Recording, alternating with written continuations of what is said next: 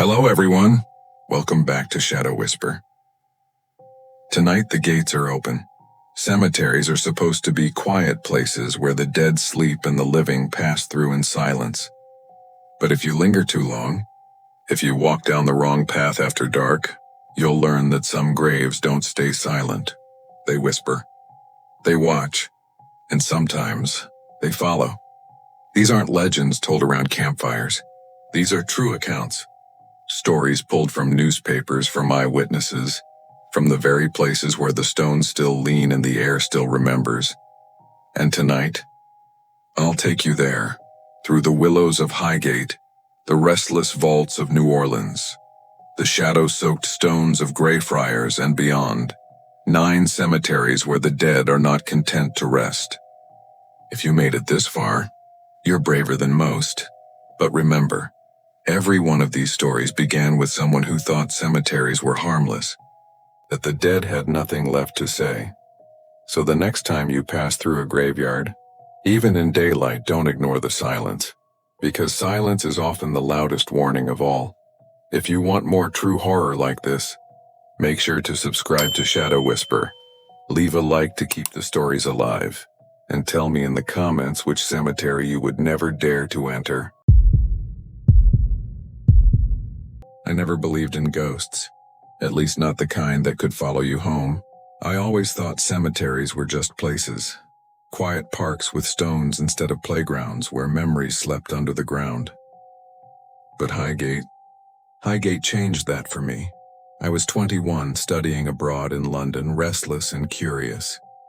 Highgate Cemetery was on every haunted places list I came across. Gothic gates, overgrown paths, angel statues half buried in moss. It looked like something torn straight out of a horror movie. My friends had joked about going at night, but when the time came, they all found excuses not to. I told myself I wasn't scared, and so one late evening, when the last light was bleeding out of the sky, I walked through the iron gates alone. The first thing I noticed was the silence. London is never truly quiet. There's always traffic, sirens, the hum of the city, but inside Highgate it was like stepping underwater.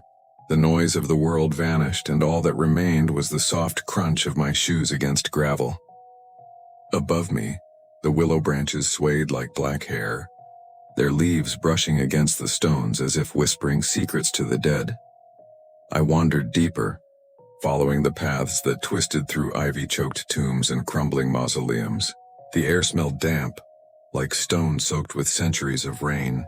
My flashlight cut through the dark, bouncing across names carved hundreds of years ago, people long forgotten except by the stones that bore their names.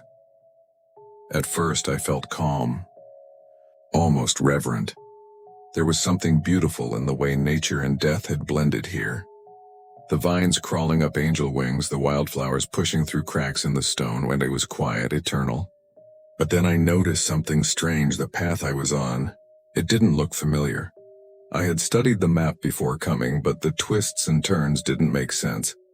The graves leaned in too close, almost as though they were shifting when I wasn't looking. I told myself I was imagining it, that the fading light was playing tricks on me. Still, I felt a crawling unease at the back of my neck, and then came the sound. At first it was faint, like footsteps crunching in the gravel behind me. I froze, my breath catching in my throat. Slowly I turned my head, expecting to see another late-night visitor, but the path was empty. The only movement was the sway of branches overhead. I laughed nervously to myself, told myself it was probably just a fox or maybe even my own echo. But when I turned forward again, my flashlight beam landed on something that made me stop cold. A statue. An angel perched above a grave, her face tilted downward, hands folded in prayer. That wasn't unusual. There were dozens of them scattered through the cemetery. What unsettled me was her eyes, or rather the way they seemed to be looking directly at me. I took a few cautious steps closer, raising the light to study her face. The stone was weathered, streaked with grime, but the longer I looked, the more certain I became. She wasn't carved to look down at the grave beneath her. Her face was angled forward, her eyes fixed straight ahead, fixed on me. The silence pressed heavier. My chest tightened as if the air had thickened. I forced a laugh again, though it cracked in my throat, and told myself it was just a trick of the light. Maybe the sculptor had carved her differently. Maybe my mind was making patterns where none existed. I backed away, quickening my pace down the path, but the footsteps followed. This time I was sure of it. A steady crunch in the gravel behind me, perfectly in time with my own. I spun around again, heart pounding, flashlight cutting across the graves. Nothing. The path was empty. But then I noticed something that turned my stomach to ice. The angel was closer. I swear on my life I had left her yards behind me. But now she stood at the edge of the path just within reach of my light. Her face, streaked and worn, was tilted in that same unnatural angle, and I could almost swear, almost in one, that her lips had parted ever so slightly, as if she were about to whisper. I ran. I didn't think, didn't reason. My legs carried me blindly down the twisting paths, flashlight beam jerking wildly over the graves.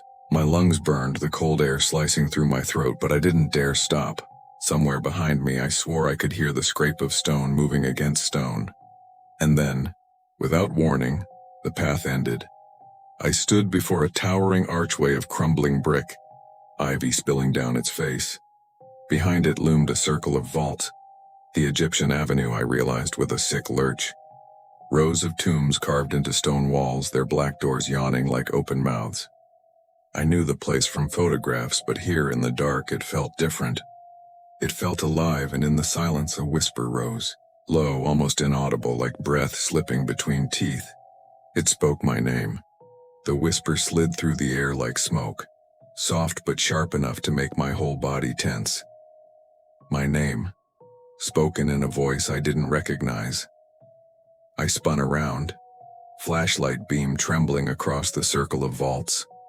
The shadows stretched long, across the brick curling like fingers, but the path was empty. "Who's there?" I called out, though my voice cracked halfway through. It sounded pathetic in the silence, like I was begging for an answer I didn't actually want. The whisper came again, closer this time, curling up from the darkness of the nearest tomb. My light froze on its doorway. Black stone, carved with names I couldn't pronounce, the archway draped in ivy. The air spilling out from inside was colder than the night around me, heavy with damp and rot. I should have left. Any sane person would have turned and run back through the gates, but something rooted me in place. The pull wasn't curiosity. It was deeper, heavier, like the ground itself wanted me to stay. I forced myself to step forward, one shaky stride at a time. The closer I came, the louder the whisper grew, until I realized it wasn't a single voice. It was many. Dozens of whispers, overlapping, tangled together like dry leaves blowing in the wind. And then my flashlight flickered. The beam sputtered, cutting in and out, plunging the vault into darkness and then back into light. For a split second, I thought I saw movement inside. A pale face, gone as soon as the light steadied. My hand shook so violently I nearly dropped the torch. I stumbled backward, heart hammering, until I pressed against the opposite wall. My breath came in short, shallow gasps. The whispers swelled, louder, more insistent, like they were building toward something. And then all at once, silence. The sudden quiet was worse. It pressed against my ears, thick and suffocating. I barely noticed at first, but the night air was shifting too. The cold grew sharper, heavy enough to sting in my lungs. My fingers ached with the chill.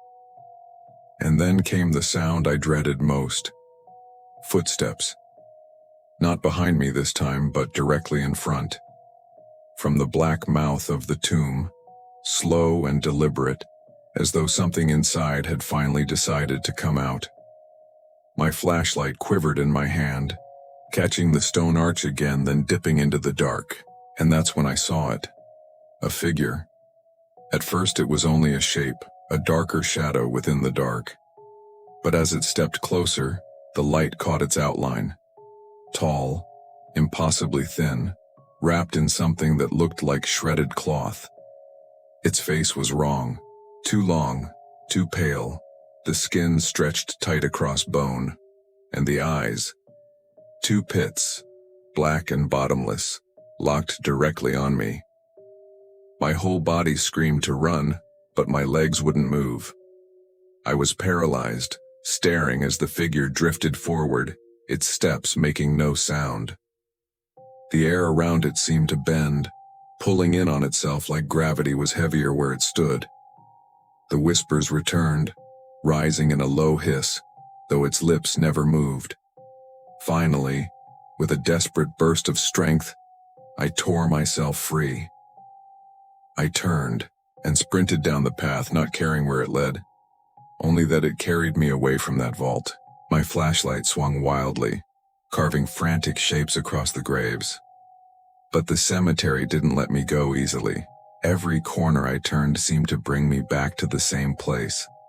The same angel statues, the same crumbling mausoleums. It was as if the paths were rearranging themselves around me, trapping me in a maze I couldn't escape. My panic grew until it was choking, tears stinging at my eyes. And then up ahead I saw something that made me stumble to a stop. A light. Not the beam of another flashlight, but a soft, golden glow. It spilled across the path like candlelight, warm and steady. I rushed toward it, desperate for anything that wasn't darkness. The glow came from a small alcove where a cluster of graves huddled together under a willow. At the center was a single lantern, burning faintly though no hand held it. I froze.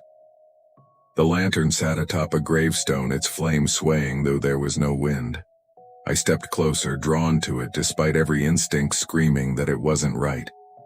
The closer I came, the more the whispers returned.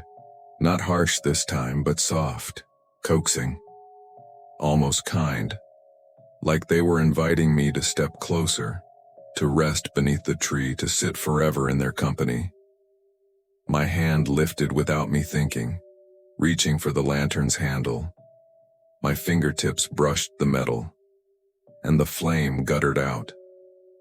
Darkness swallowed me whole, and in the black I felt something cold curl around my wrist.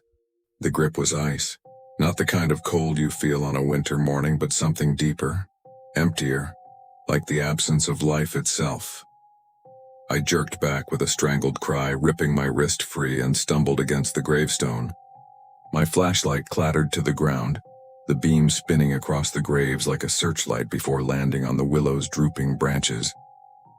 The whispers rose again, louder now, urgent, like a crowd pressing closer. My pulse thundered in my ears as I dropped to my knees and snatched up the flashlight. The beam shook in my hand, cutting through the branches, and that's when I saw them. Faces. Dozens of them, half hidden among the stones, pale, hollow-eyed, their skin gray and thin like stretched parchment. They leaned from behind the graves, peering at me, their mouths opening and closing as one, spilling whispers that seemed to press against my skull. My stomach lurched.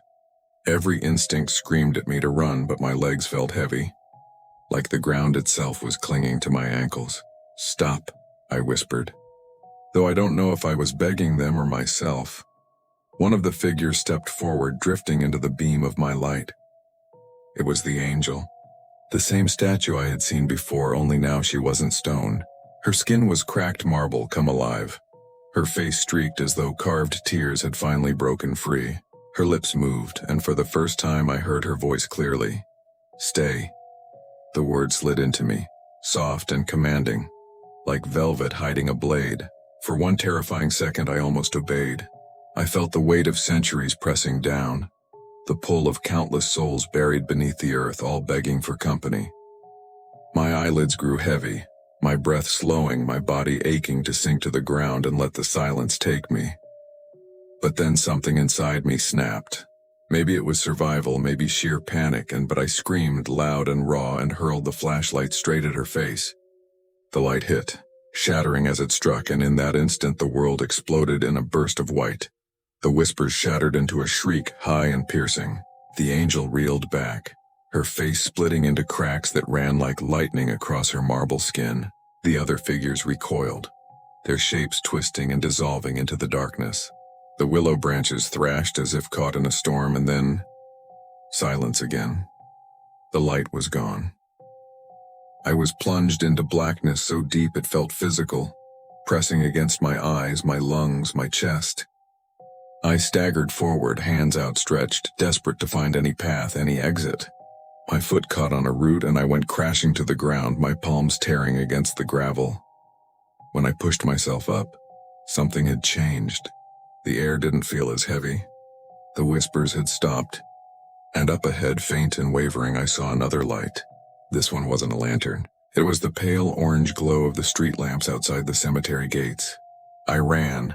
I didn't care if the path curved or twisted, I just ran, half blind, scraping my hands against stone walls and tripping over broken steps. The glow grew brighter, closer, until at last the iron gates rose before me. I burst through, lungs burning, collapsing against the cool metal. Behind me, Highgate stood silent. The trees swayed gently. The graves slumbered in their shadows, and the night air was calm. To anyone else, it would have looked like nothing more than a beautiful, historic cemetery, but I knew better. As I staggered down the road, my wrists still burning where that thing had touched me, I made the mistake of looking back one last time. The gate loomed tall and black, its iron bars glistening with dew. And there, just beyond the arch, I saw her, the angel, standing motionless among the stones, her cracked face tilted slightly toward me, watching. I turned away and kept walking, refusing to look again. But I knew deep in my bones that Highgate hadn't let me go. Not completely. Because that night, when I finally collapsed into bed, I dreamed of willows whispering my name. And when I woke, the sound of gravel footsteps lingered in my ears, as though something had followed me home. I arrived in New Orleans on a breath of warm rain and trumpet notes drifting from a bar where the doors never seemed to close. The city felt alive in a way I wasn't used to. Not just the noise and music and neon, but the air itself. It pressed close, heavy and wet, like hands on my shoulders guiding me down streets I didn't know. People told me to take the tour if I wanted to see St. Louis Cemetery No. 1, to go during the day, to stay with a group. I said I would. I even meant it. But the city kept whispering, and the whispers led me past the places with crowds and into quieter blocks where the pavement shone with rain and the lamplight turned the puddles gold. The gate of the cemetery rose out of the night like a black rib cage. Above-ground tombs peeked from behind the fence, stacked and white, crowded so close they looked like a little city for the dead. I pressed my fingers to the cool iron and felt a shiver move through me, the kind that doesn't start on your skin but somewhere deeper. A sign told me visiting hours were over. Another sign warned me not to leave gifts without permission. But the rain had softened to mist, and the street behind me had emptied, and I could hear a faint hum like voices from a block away that never got closer or farther. I told myself I would only look from the gate. I told myself I wouldn't go in. Then the gate clicked. I didn't push it. I swear I didn't. The latch just slipped, gentle as a sigh, and the gate eased open 3 inches as if it had been waiting for me. I glanced up and down the street, expecting a guard or a late tourist, but I was alone. The city sounds drifted faint and far, softened by the fog. Inside, the tombs glowed pale in the lamplight. I knew I shouldn't step through. I also knew that I would. The air changed the second I crossed the threshold. Hotter, but also colder in a way I can't explain, as if the heat had hollowed itself out and left a chill inside. The smell was lime and damp stone, wax and old flowers. I kept to the main path, moving slow, letting my eyes adjust. The tombs towered on both sides, their plaster skins cracked and peeling, their names washed thin by years of storms. Some had offerings tucked into little ledges, beads, coins, faded photos. A tiny candle burned down to a pool of wax. I passed a tomb with 3 chalk X's scrawled on its side. and knew without reading a plaque that it belonged to Marie Laveau. People still came to ask her for help, to bargain, to plead. Some said she listened, some said she listened too well. I stopped in front of her tomb and felt that same shiver again. It wasn't fear exactly, it was awareness, like stepping close to a live wire and feeling the tiny hairs on your arm lift. The chalk marks smeared under the last drizzle, pale ghosts of letters. There were no flames burning, but I smelled smoke, thin and sweet, like incense that had faded just minutes ago. I tried to speak and found my throat tight, so I whispered instead, softer than a prayer.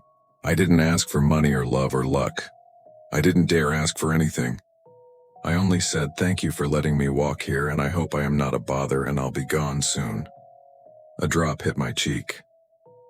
I looked up. The sky above the cemetery was darker than the street behind me, a smudge of cloud gathering heavy as velvet. The air tightened. Somewhere close, a piece of broken plaster ticked as it cooled from the day's heat. I turned to go and saw that the narrow lanes between the tombs, those tight little alleys of white walls and shadow, had filled with light fog, the kind that only forms when breath meets cold and lingers. I told myself it was weather. I told myself everything here had an explanation. I told myself many things. Then I heard footsteps. They came from the lane to my left, slow and measured, the careful steps of someone walking in a tight skirt or carrying something precious. I froze with one hand still on the edge of Marie Laveau's tomb. The footsteps reached the corner and stopped. I waited. The fog lifted like a curtain parting for a stage. No one stood there. The footsteps started again, now on my right, now behind me, now directly ahead, as if the cemetery had 4 different sets of stones and each one carried the same sound. I turned too fast and brushed my knuckles against a rough edge. Chalk dust smeared my skin white. Something about that mark on my hand made fear move through me in a clean, straight line. I wiped it on my jeans and left a pale streak that wouldn't come off. The voices came next. Not words I knew, not even a language I could name.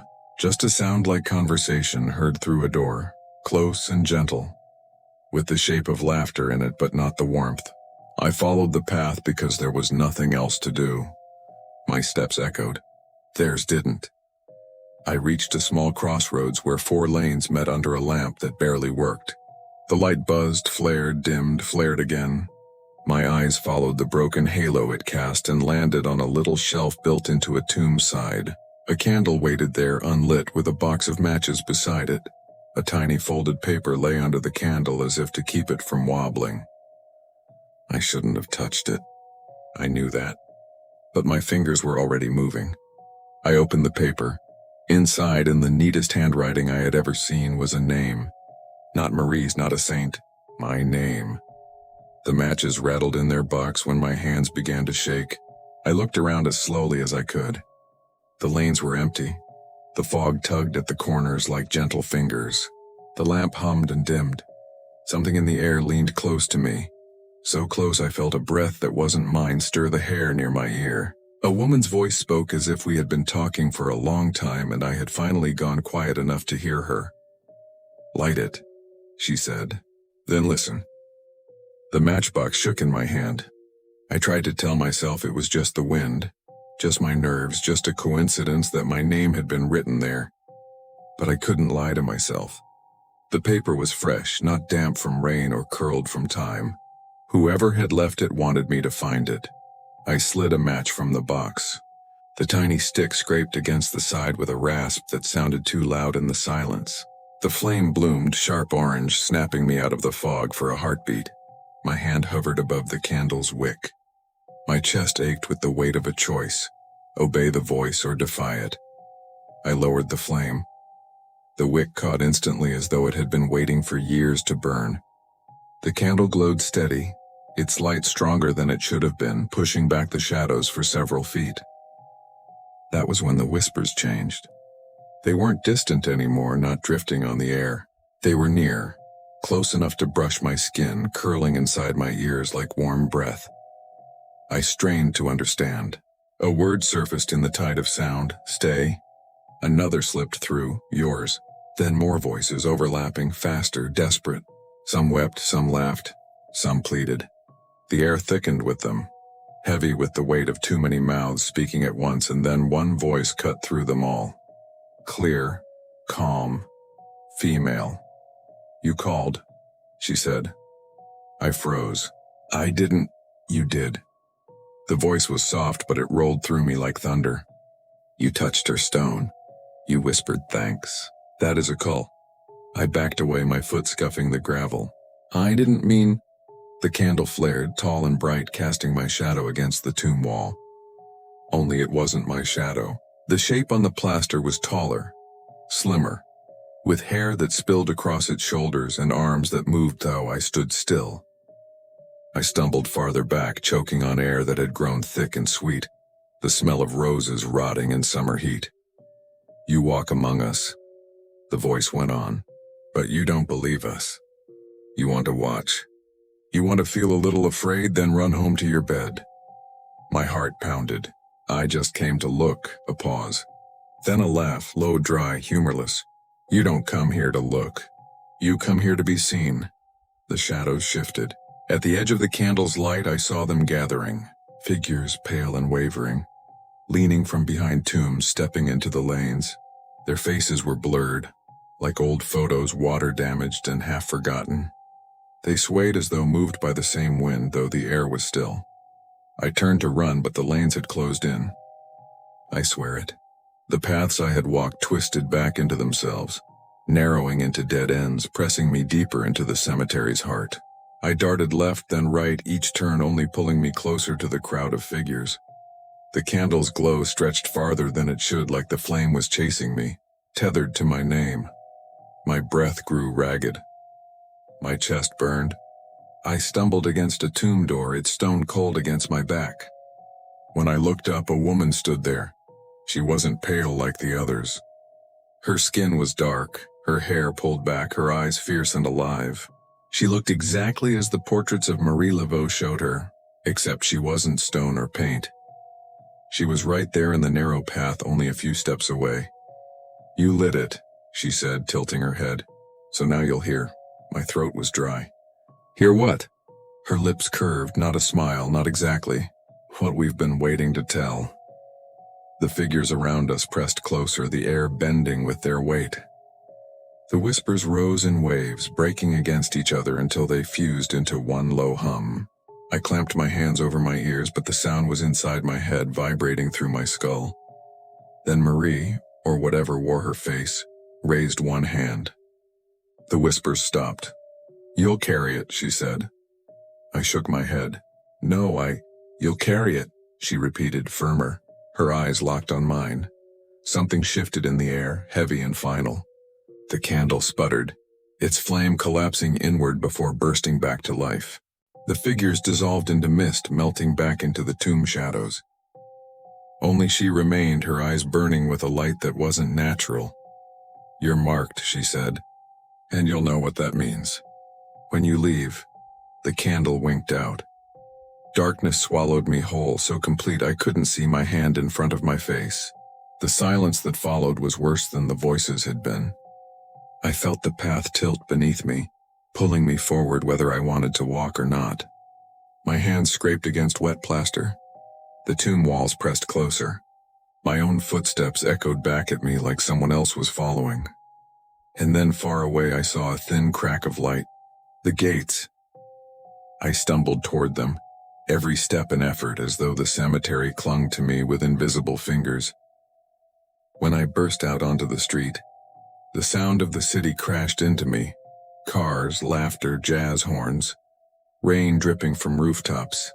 But I didn't feel relief, because the name on that folded paper still burned in my pocket, and every time I blinked I swore I saw shadows leaning just beyond the lamplight. The city should have felt safe.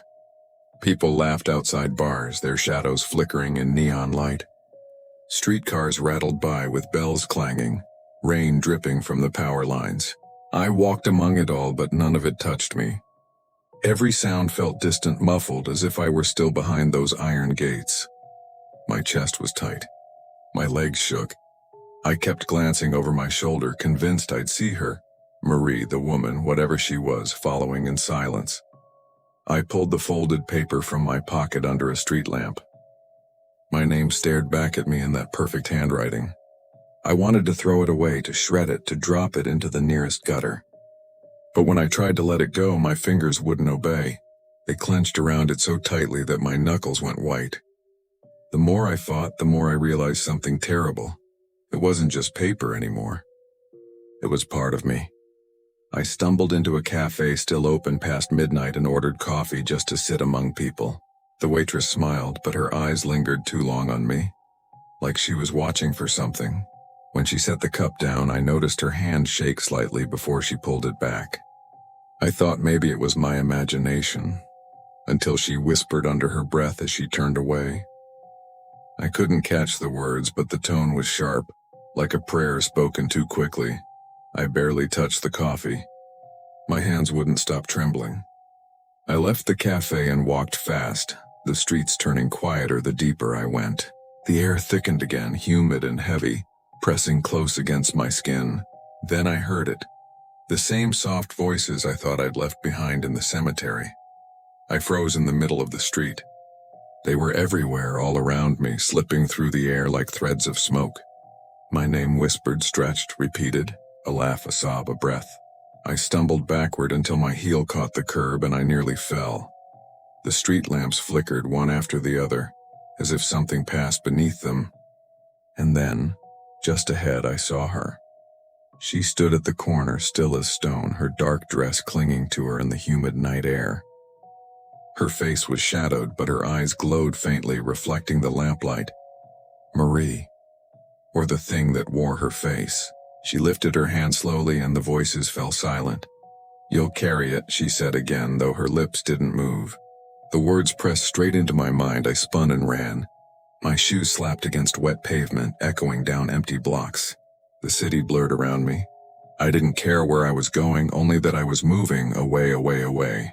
But the voices followed, whispering inside every shadow. Every time I turned a corner, I saw the glow of her eyes, waiting just out of reach. Finally, breathless and half delirious, I reached the apartment I was renting for the semester. I slammed the door behind me, locked it, bolted it, even shoved a chair under the handle. My chest heaved. My clothes clung to me with sweat. But for the first time since the gate, silence. I collapsed into bed, still fully dressed. Sleep came not because I was calm, but because my body couldn't fight anymore. But sleep wasn't safe. The dream began in the cemetery, of course. The candle flickered. The tomb walls leaned close. My name echoed in dozens of voices. But the dream didn't end there. It followed me into my apartment. The walls dissolved, replaced by stone. My bed was a coffin. The air reeked of incense. And when I looked to the corner of the room, she was there again. She leaned close, her face only inches from mine. Her eyes burned like coals, and her whisper slipped into me like smoke filling my lungs. "You belong to us now." I woke with a scream. My sheets were damp, my chest heaving. The room looked normal. 4 walls, a window, the soft hum of a ceiling fan.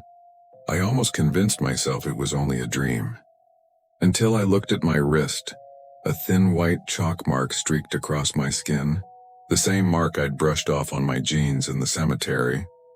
Fresh, sharp, as if drawn only moments before. I don't go back to St. Louis Cemetery number 1. I can't. But sometimes, when the night is too still, I hear footsteps outside my window. Slow, careful, waiting. And I know that when I lit that candle, I carried something out with me, something that still hasn't let go. I reached Edinburgh on a night the wind seemed to know my name. It came down from the castle and along the old closes in long, cold breaths, slipping under my jacket and finding my spine. The city felt older than the others I'd visited, like the streets themselves remembered every footstep. Even the cobblestones had a weight to them, as if each one was a sealed lid on a story no one wanted to open. People told me to see Greyfriars Kirkyard in daylight, to go when families wandered through with coffee cups and cameras, when the place felt like history instead of a threat. I nodded and said I would. Then I followed the wind. The graveyard waited behind iron railings and a gate that squealed like a warning. Beyond it, the stones leaned at odd angles, names worn soft by rain and time. The church sat dark and quiet, its windows black mirrors. I stepped inside the yard and the city noise thinned, as if the graves absorbed sound the way moss absorbs water. The air smelled like wet earth and old books. Somewhere, a dog barked once and then thought better of it. I've never seen a place more crowded with the dead. The stones are close, shoulder to shoulder, tilting into each other like tired people at a bus stop. The ground swells and dips as if it never truly settled. I kept my hands in my pockets, not because of the cold, but because I didn't trust what I might touch. The names meant nothing to me and everything at the same time. Families, lines of them, whole histories returned to dirt. I walked until the paths narrowed, until the light from the street lamps fell short and the sky pressed down heavy and low. I told myself I was only passing through. But there are places in Greyfriars where the ground feels like the last step on a staircase you didn't know you were climbing. And once you reach them, you don't pass through anymore, you enter. The first time it touched me, it was nothing. A small pressure at the back of my neck, like a drop of rain that never fell. I brushed at it and looked up at the sky.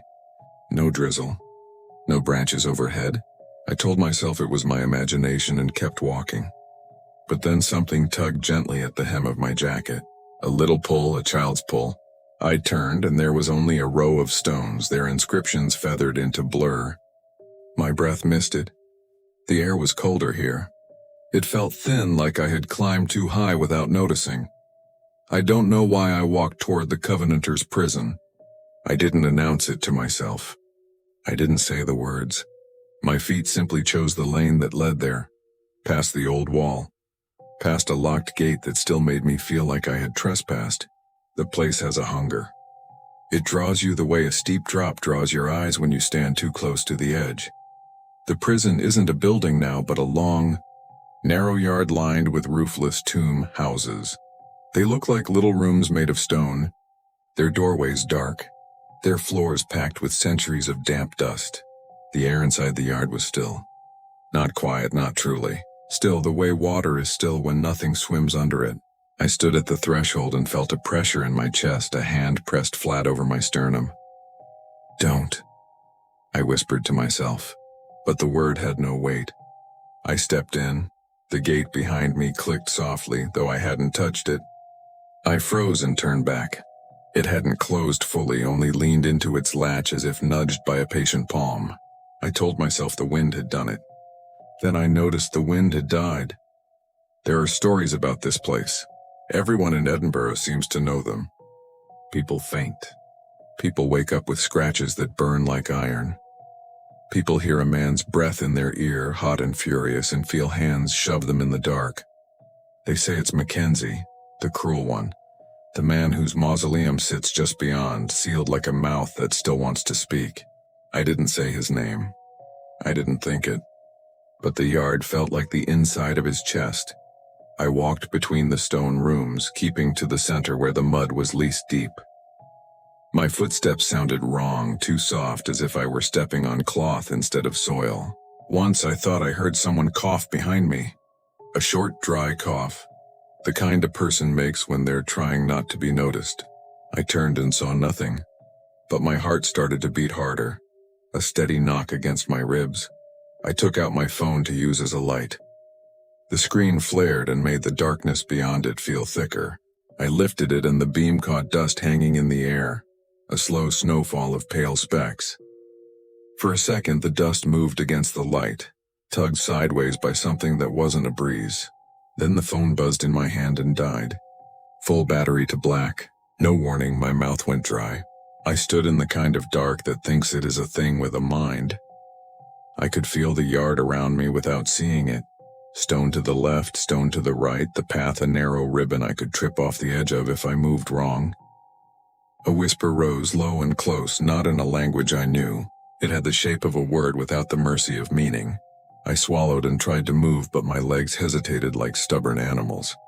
When I finally forced a step forward, the dark stepped with me. I felt it slide, a cold body against my shoulder, as if I had squeezed past someone unseen. The smell shifted too, from wet earth to something sour and old.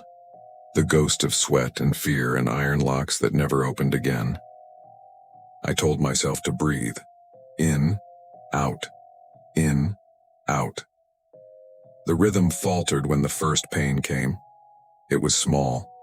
A sharp sting on my forearm like a thorn catching skin. I flinched and grabbed the spot, fingers finding a welt already rising. Then another sting, higher, near my elbow.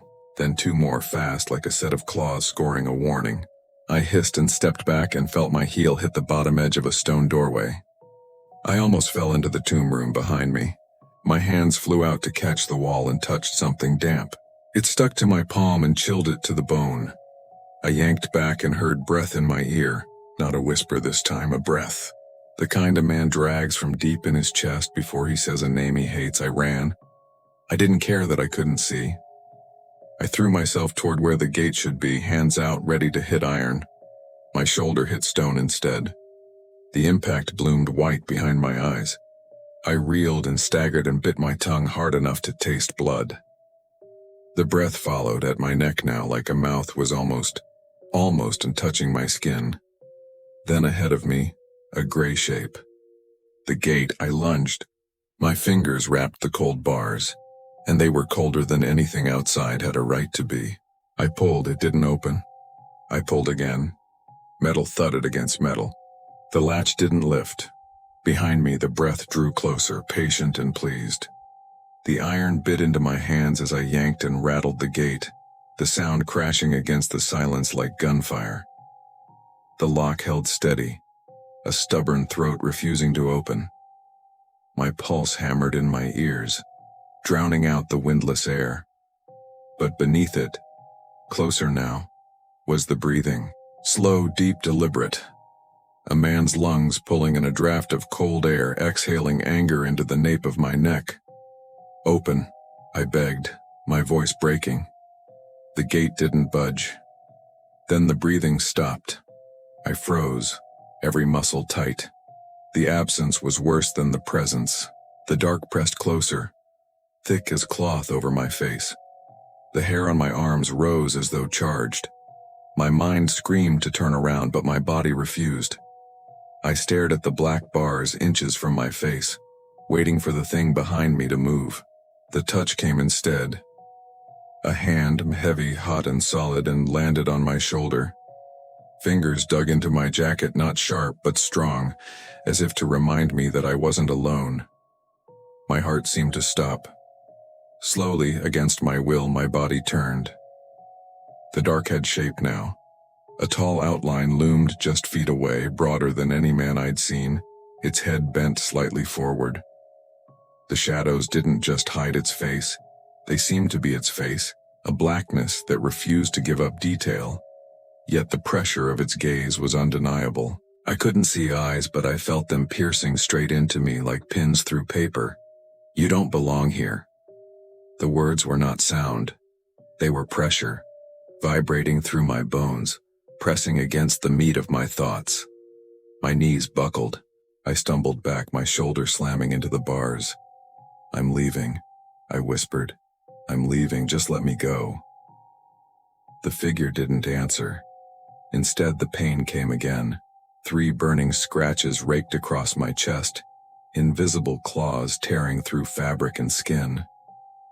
I gasped and grabbed at the wound, my palm coming away warm and wet. The figure's shadowy head tilted, slow and deliberate, as though it were savoring my reaction. Desperation clawed through me. I slammed my fist against the gate one last time, and this time, it gave. The latch sprang free, not because of me, I knew, but because it allowed it. I fell forward onto the grass outside, scraping my knees, my palms raw. The air outside was different, thinner, easier to breathe.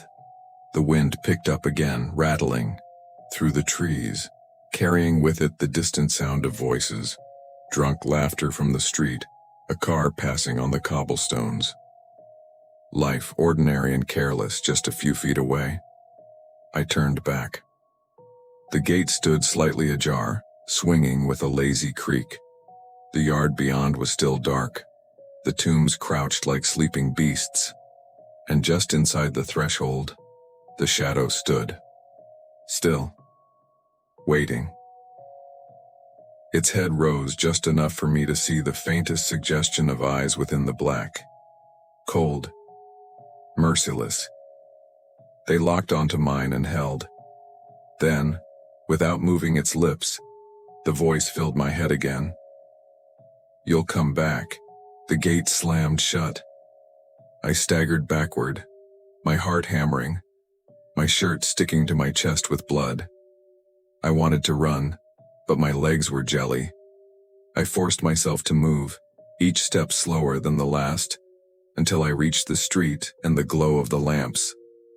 I didn't look behind me again. Back at my hotel, I stripped off my jacket and shirt.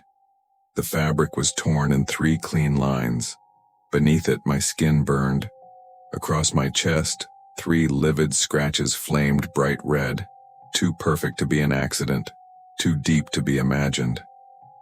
I pressed a damp towel against them, but the heat didn't fade. That night, sleep came in fragments.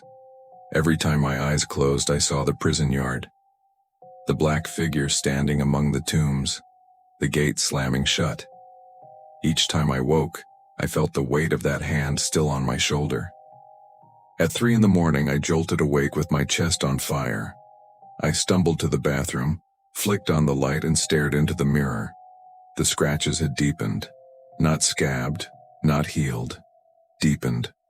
Thin red lines sank lower into my skin, like claws carving further with every breath. I gripped the sink and tried to steady myself, but my reflection blurred. The bathroom light flickered. For the briefest moment, I saw another face layered over mine. Hollow, pale, twisted with rage. A man's face, but not alive. I stumbled back, heart in my throat. The light steadied. My reflection was my own again. But the scratches kept burning, pulsing like they weren't wounds at all. Like they were a mark. I pressed a hand against my chest, and for just a second, I felt it again. The heat of a breath that wasn't mine. The scratches throbbed all night. No matter how I wrapped them, no matter how I pressed ice or cloth against my chest, they burned as if lit from the inside. I lay awake listening to the old hotel creak and shift, each sound twisting into footsteps in my head. By dawn, I couldn't take it anymore. I threw on a jacket and stumbled into the streets of Edinburgh, hoping daylight would burn away the memory. But the city didn't feel right. Everywhere I turned, I felt watched. The tourists on the Royal Mile, the vendors setting out scarves, even the pigeons scattering across the cobbles. All of it blurred into background, as though I wasn't part of the living crowd anymore. My chest ached. My shadow looked wrong, longer than it should have been. Heavier. I ducked into a cafe and sat by the window trying to breathe. A waitress came with coffee and froze when she looked at me. Her smile faltered. Her eyes dropped to my chest as though she could see straight through the jacket to the burning marks beneath. She set the cup down too quickly, muttered something under her breath and walked away. The coffee sat untouched. My reflection in the window didn't match me. I lifted the cup with my right hand. The reflection lifted it with the left. My breath stuttered. I slammed the cup down, spilling black liquid across the table, and the reflection smiled. I left without paying. The city narrowed around me. Streets I knew folded into ones I didn't. I walked faster, then faster still, until I was half running down closes that pinched in like throats. The shadows thickened even in daylight, pressing against the stone walls. And then I felt it again, and the breath. Hot. Damp. Right against my ear. "You'll come back." The voice rippled through me, deep and mocking. My vision blurred. My knees almost buckled. I staggered into a small square where a group of tourists were listening to a guide. Their chatter broke the spell for a moment. The guide gestured toward Greyfriars in the distance, his voice carrying. I caught only one phrase before it was swallowed by the air. Mackenzie's curse. I turned and fled. That night I tried to leave Edinburgh. I packed my bag, booked a train, told myself I would never step foot near the kirkyard again. But as I zipped the suitcase, I heard the gate slam. Not outside. Not in memory. In the room. A metallic thud that rattled the mirror on the wall. I froze. My chest burned like fire. Slowly, against every instinct, I turned toward the mirror. He was there, not behind me. In me. My reflection had changed. The shadowed figure stood where I should have been. Broad shoulders, head bent forward, eyes like pits of coal. My lips didn't move, but his did. You carry me now. The scratches on my chest split open, blood welling through the fabric. I screamed and stumbled back, but the reflection didn't. He leaned closer, his face filling the glass until it was nothing but blackness. The mirror shattered. I woke on the floor hours later, glass scattered around me, the city outside still humming with midnight. My chest was bandaged in fresh white linen I didn't own. My suitcase sat open, and written across the inside of the lid in a hand that wasn't mine were 3 words scratched deep into the leather. You'll come back. I left Edinburgh the next morning. I didn't tell anyone what happened. Who would believe it? But sometimes, even far away, I wake to the feeling of breath on my neck, my mirror fogged though I haven't showered, and the scratches never fade. They're not scars. They're reminders, because the truth is this. Greyfriars doesn't let anyone leave. Not really. The shadow waits. Patient. Silent. And when the wind moves through the stones, you can hear his breath riding it, promising that your return is not a choice. I landed in Los Angeles expecting sunlight to burn away everything I'd seen before. Cities like this are supposed to save you with brightness. They throw light at you until your shadows don't know where to stand. But the first thing I noticed was how the light in LA makes longer ghosts. The sun is so sharp it cuts you into shapes and leaves the pieces on the pavement. By the time I reached Hollywood Forever, I was already split between wanting to be brave and wanting to turn around. The cemetery sits like a secret stage behind the noise. Outside, cars crawl past murals and billboards that look bigger than life. Inside, the world goes quiet fast, as if the famous names carved in stone still have the power to hush a crowd. Palm trees lift their thin arms to the sky. The grass is neat and bright. Marble faces watch you from every direction. The air smells like warm stone and cut flowers, with a hint of something older underneath, something sweet and stale, like old makeup in a forgotten dressing room. I came just before dusk when the heat finally loosens its grip. A security cart rolled by slow, the guard lifting 2 fingers in a lazy hello. He looked me over like he knew why I was here, or maybe he'd seen too many people like me wander in with the wrong kind of curiosity. I nodded and kept walking. I told myself I was only here to see the place where films are sometimes projected on mausoleum walls, where crowds gather to laugh and cry with the dead. I told myself the hauntings here would be gentle, more sad than cruel, the way people imagine the afterlife of celebrities, as if fame makes even ghosts gracious. But the mausoleums don't feel gracious when you stand close to them. The stone is smooth and cool, almost soft under your fingers, the heat of the day sliding away into its seal. The names cut into the walls are precise and proud. Someone had tucked a fresh lily into a crack beside one name I recognized from a silent film I watched in a college class. The white petals already drooped. A fly crawled lazy circles on the stone as if reading the letters with its feet. I followed the paths without a plan, letting the map in my head draw itself as I walked. Shadows stretched long across the grass. The lake in the middle gleamed like polished glass. The black swans there barely rippled the surface. A camera crew's van sat idle under a palm, doors closed, no one inside. I wondered if they'd come to shoot a music video and then change their minds when they heard something whisper under the trees. Near the heart of the grounds, the ivy starts to thicken. It climbs the walls in soft waves, clinging as if it wants to hold the stone steady against time. I stopped beside one of the bigger mausoleums, its doors locked, its panels of glass dark as mirrors in a theater between shows. My reflection stared back at me, tired eyes, wind-tangled hair, the faint line of old scars beneath my shirt. Then the glass breathed. I know how that sounds.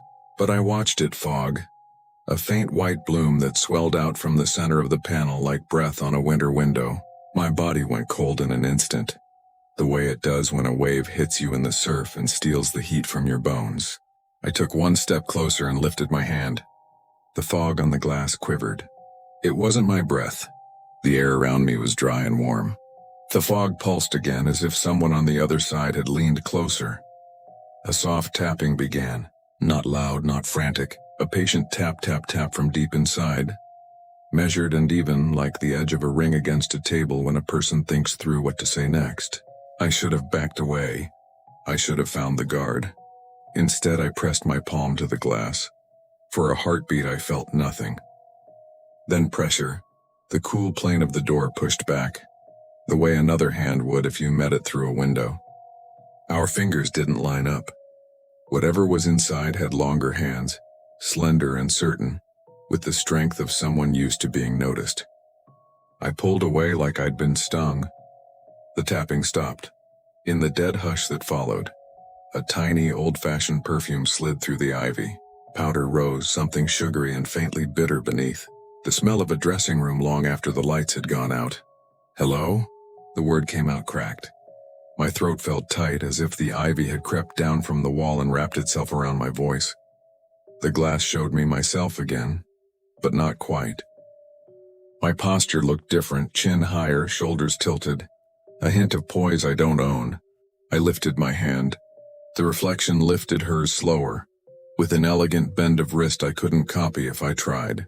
A faint swell of sound drifted through the stone, a murmur like applause heard from behind heavy curtains. The hair along my arms rose. I stepped back and the ivy brushed my shoulders soft as fingers. Leaves whispered against each other, a sound like words almost forming. The applause faded into the scratch of a record needle finding the groove. Music hummed under the ground.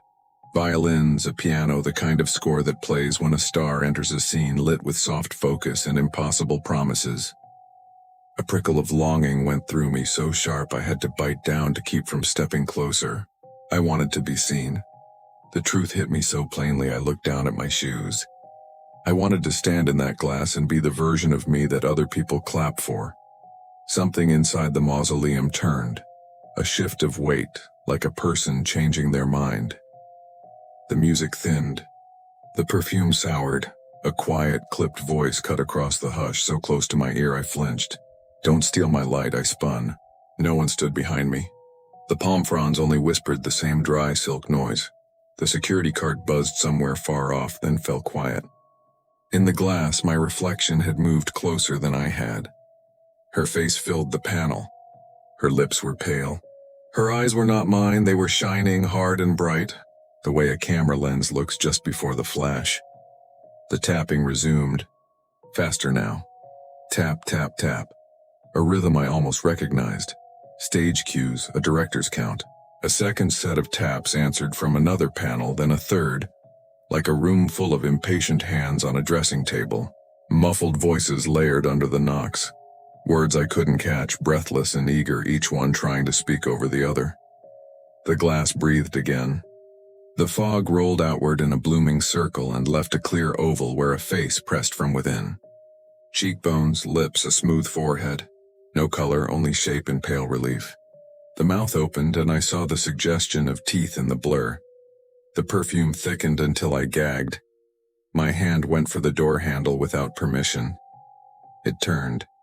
The handle gave under my hand with a slow, groaning click, as though it hadn't been turned in decades and yet had been waiting only for me. My breath caught in my chest. The door eased inward just a fraction of an inch, enough to let a rush of cool, perfumed air slip past my face. It was stronger now, roses and powder over something bitter, metallic and dry. I pulled my hand back like the brass had burned me, but the door stayed ajar. A slim mouth cracked open in stone. From inside came the faint hum of a reel-to-reel film machine. the kind I'd only seen in old archives. The whir of the spool, the tick of the frames catching light, shadows fluttered across the glass, moving in jerks and cuts like flickering film. I should have run. Every bone in me screamed to back away, to leave the ivy and the whispers and the ghosts of applause behind. But my feet edged closer, my eyes pulled to the dark sliver of space the door had allowed me. I whispered, "Hello?" And the sound of my voice was swallowed instantly. Something whispered back, not a word I could understand, but a tone. Low, smooth. The kind of voice designed for microphones and velvet curtains. My heart thudded harder, as if I was being addressed from a stage, as if the speaker was inviting me to step forward and join them in the spotlight. The glass panels fogged again, every one of them at once. Pale faces swam into view, blurred, luminous. Women with coiffed hair and gloved hands, men with slick hair and tuxedos. Silent film stars, talkies, names I had half recognized on the stones outside, alive in outline, pressed against the glass as if the mausoleum had become a cinema screen, and they were fighting to get out. The tapping began again, a whole chorus of knuckles on glass, faster, urgent. I stumbled back, my heel catching on the edge of the path, but the ivy behind me clutched my jacket and held me steady. It whispered with a papery hiss, leaves sliding over leaves, a phrase I didn't want to believe I understood. Stay, stay, stay. The fogged faces grew sharper. The woman I'd first seen leaned forward, her lips parting, her eyes shining with a feverish hunger. She mouthed a word I could finally make out. Applause. And then through the crack in the door I heard it. Roaring applause. Not muffled, not faint, but booming. Alive. The sound of hundreds of hands colliding in adoration. It rolled out into the twilight, filling the air with its demand. For a moment the cemetery itself seemed to come alive. The swans on the lake scattered. The palm fronds rattled though the air was still. The applause wrapped around me, echoing in my chest. A sound so massive it almost felt like it belonged to me. The door inched open wider. I stumbled forward. Not toward it but sideways, skirting the ivy, shoving through its curtain with both hands. The applause dimmed the moment I broke the line of green. My jacket tore where the leaves snagged it. The sound like fabric caught on glass shards. The smell of perfume lingered, but the air cooled, and my own breathing finally sounded louder than theirs. I ran. I don't remember choosing a direction, only that the paths between the graves blurred into one long strip of shadow and grass. My shoes slapped against the ground. Statues slipped by in quick flashes of marble wings and tilted faces. I didn't stop until the gates rose ahead, black against the violet sky. The security guard was leaning in his cart, head dipped as if he'd dozed. I stumbled toward him, half shouting, half breathless.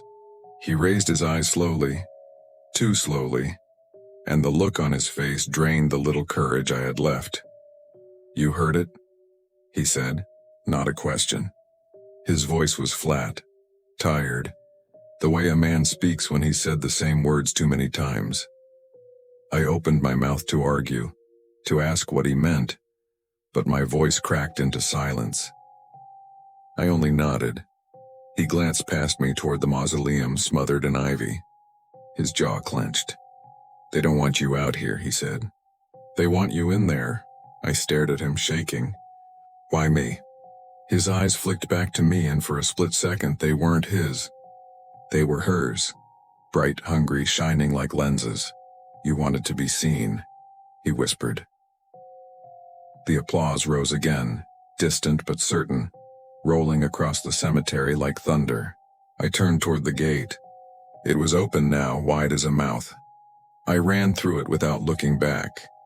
But the sound followed me into the street, softer, fainter, as if hundreds of hands were still clapping in the dark, waiting for me to turn around and bow. I thought leaving the gates would end it. The street outside was bright, lined with shops and neon, headlights gliding past like lazy fireflies. People laughed as they walked by, oblivious. I stood there on the pavement, sweat soaking my shirt, my breath raw in my throat, and tried to convince myself it was over. But then I heard it again, not loud this time. Not thunderous. Just a soft patter, like a few pairs of hands clapping gently in the distance. Slow, measured, deliberate. The applause of an audience that doesn't want the show to end. I stumbled into a bar across the street, desperate for noise. The music inside thudded from hidden speakers, the room dim and crowded. I pressed into the corner, ordered a drink I didn't taste, and tried to breathe through the pounding in my chest. But even here, even with the bass rattling my bones, I could hear it. Between the beats, under the voices, faint claps. A rhythm my ears couldn't unhook from. I left the bar after minutes that felt like hours. The night was heavier now. The palm fronds rattled in a breeze I didn't feel on my skin. My shadow stretched far too long beneath each street lamp. Every time I turned my head, I swore I saw another shadow join mine, shoulders squared, chin lifted like a performer waiting for the curtain. At the hotel, I locked the door, drew the curtains, and sat in the dark.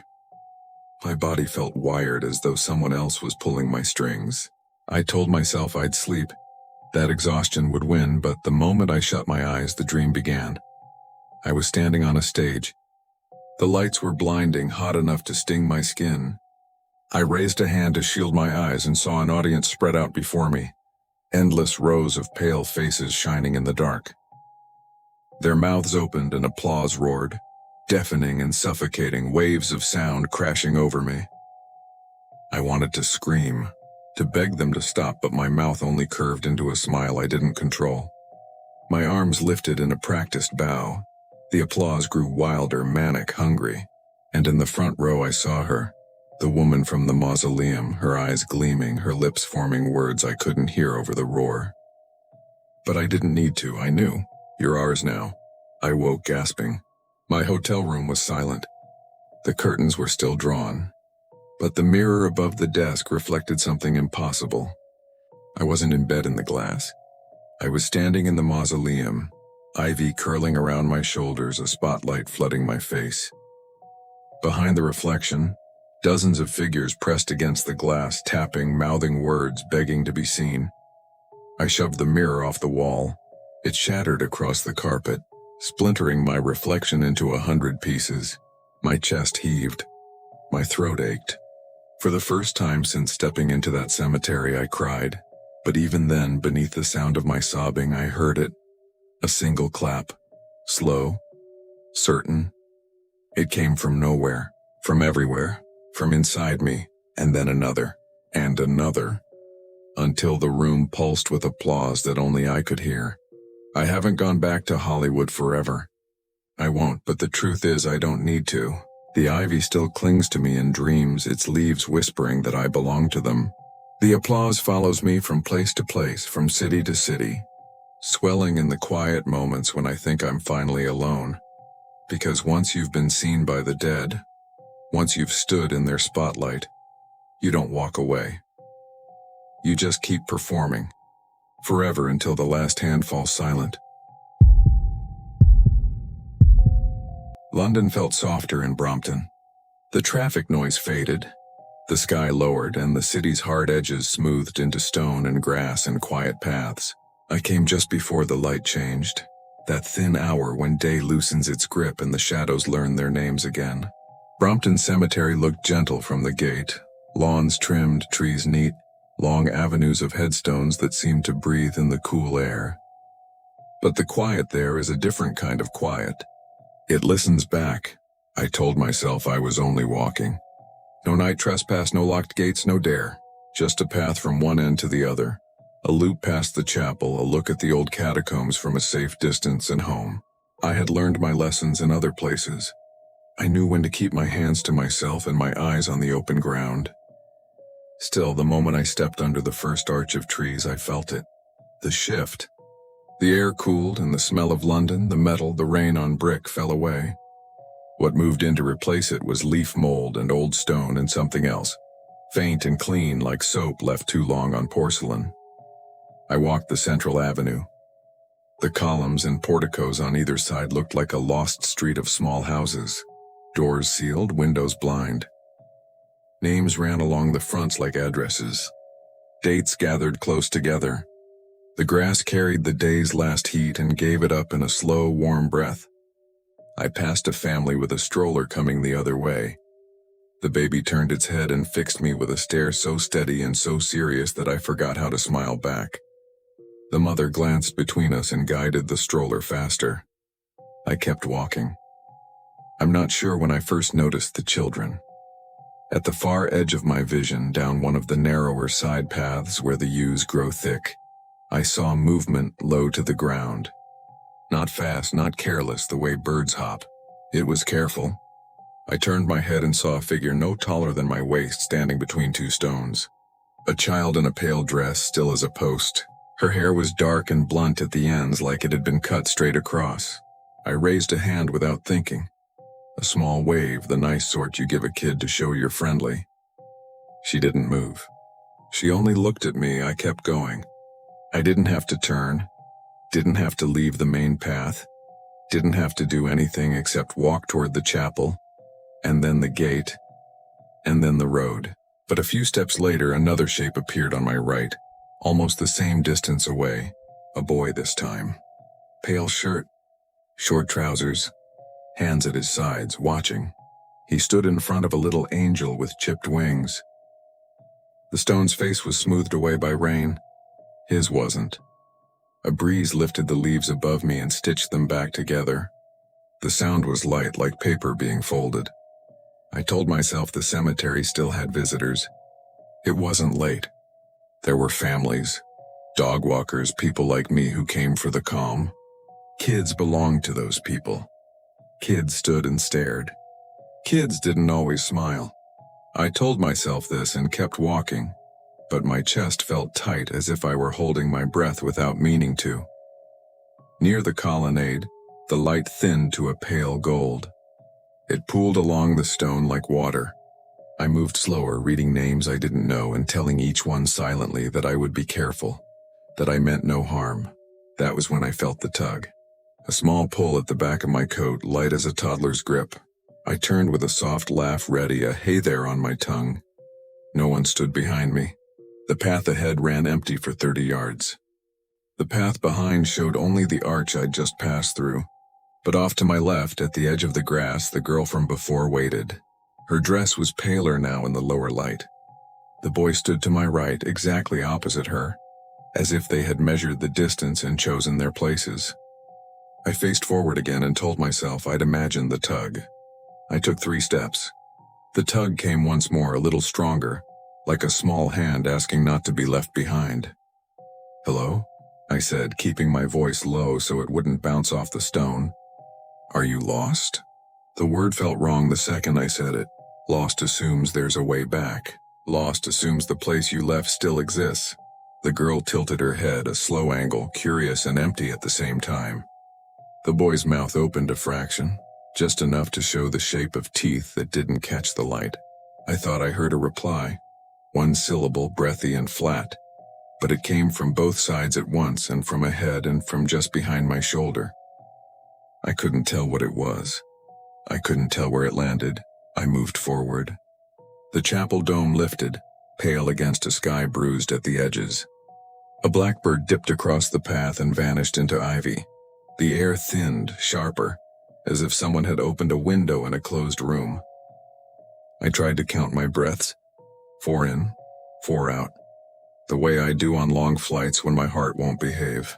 On the 3rd cycle, something brushed my hand. I looked down, expecting a branch. A small white shape pressed against my fingers and then withdrew. It left no weight, no heat, no residue, only a chill the size of a child's palm. I wanted to run. I didn't. Running in places like this teaches the wrong lesson. It says you've agreed to be chased. I walked on, and the children kept pace at the edges, one at each side. More had joined. 2 smaller shapes, a head shorter, keeping close to the larger ones. 4. Their outlines trembled where the light was weakest. Their clothes looked fresh-washed and never dried, damp forever. Their faces were wrong in a way I didn't name at first. Then I understood. It wasn't that their eyes were empty. It was that their eyes had no place to hold light.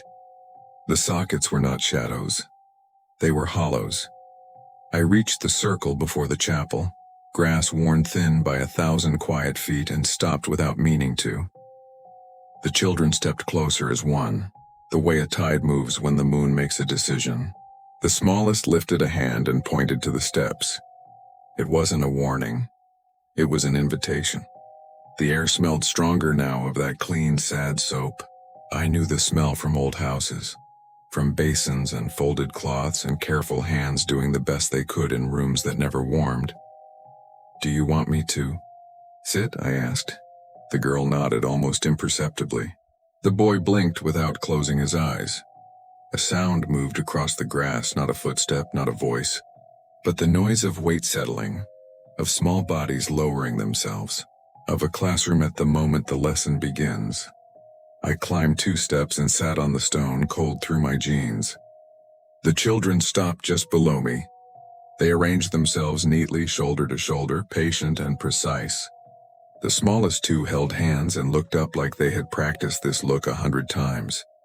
The girl tilted her head again. The boy parted his lips a little wider. The clean smell thickened until it stung. "What do you need?" I whispered. The girl's mouth changed shape, not a smile, not a frown, a careful line. Her voice came thin and straight, steady as a needle. "Stay." The boy added a word that felt colder than the air. "Forever." The blackbird burst from the ivy like a thrown stone, and the dome above us took the last of the day. The children didn't move. They waited like a picture. Waits for the next person who will stand in front of it and understand nothing and everything at once. I tried to stand. The tug at my coat became a grip. From somewhere inside the chapel, a door I could not see creaked open on a hinge that had learned how to speak. The sound of the unseen door creaking open rolled out of the chapel like a slow exhale. It was long and low, deeper than wood should make, as though stone itself had learned to hinge. Every hair on my arms rose. The children didn't flinch. They stood perfectly still, their small hands clasped in front of them like they were waiting for a cue. "Who's in there?" My voice cracked. It didn't echo. The air was too heavy. It swallowed the sound and gave nothing back. The grip at the back of my coat tugged once, harder this time, the way a child would pull at a sleeve to steer you across a street. My feet moved before my head decided. One step down, another.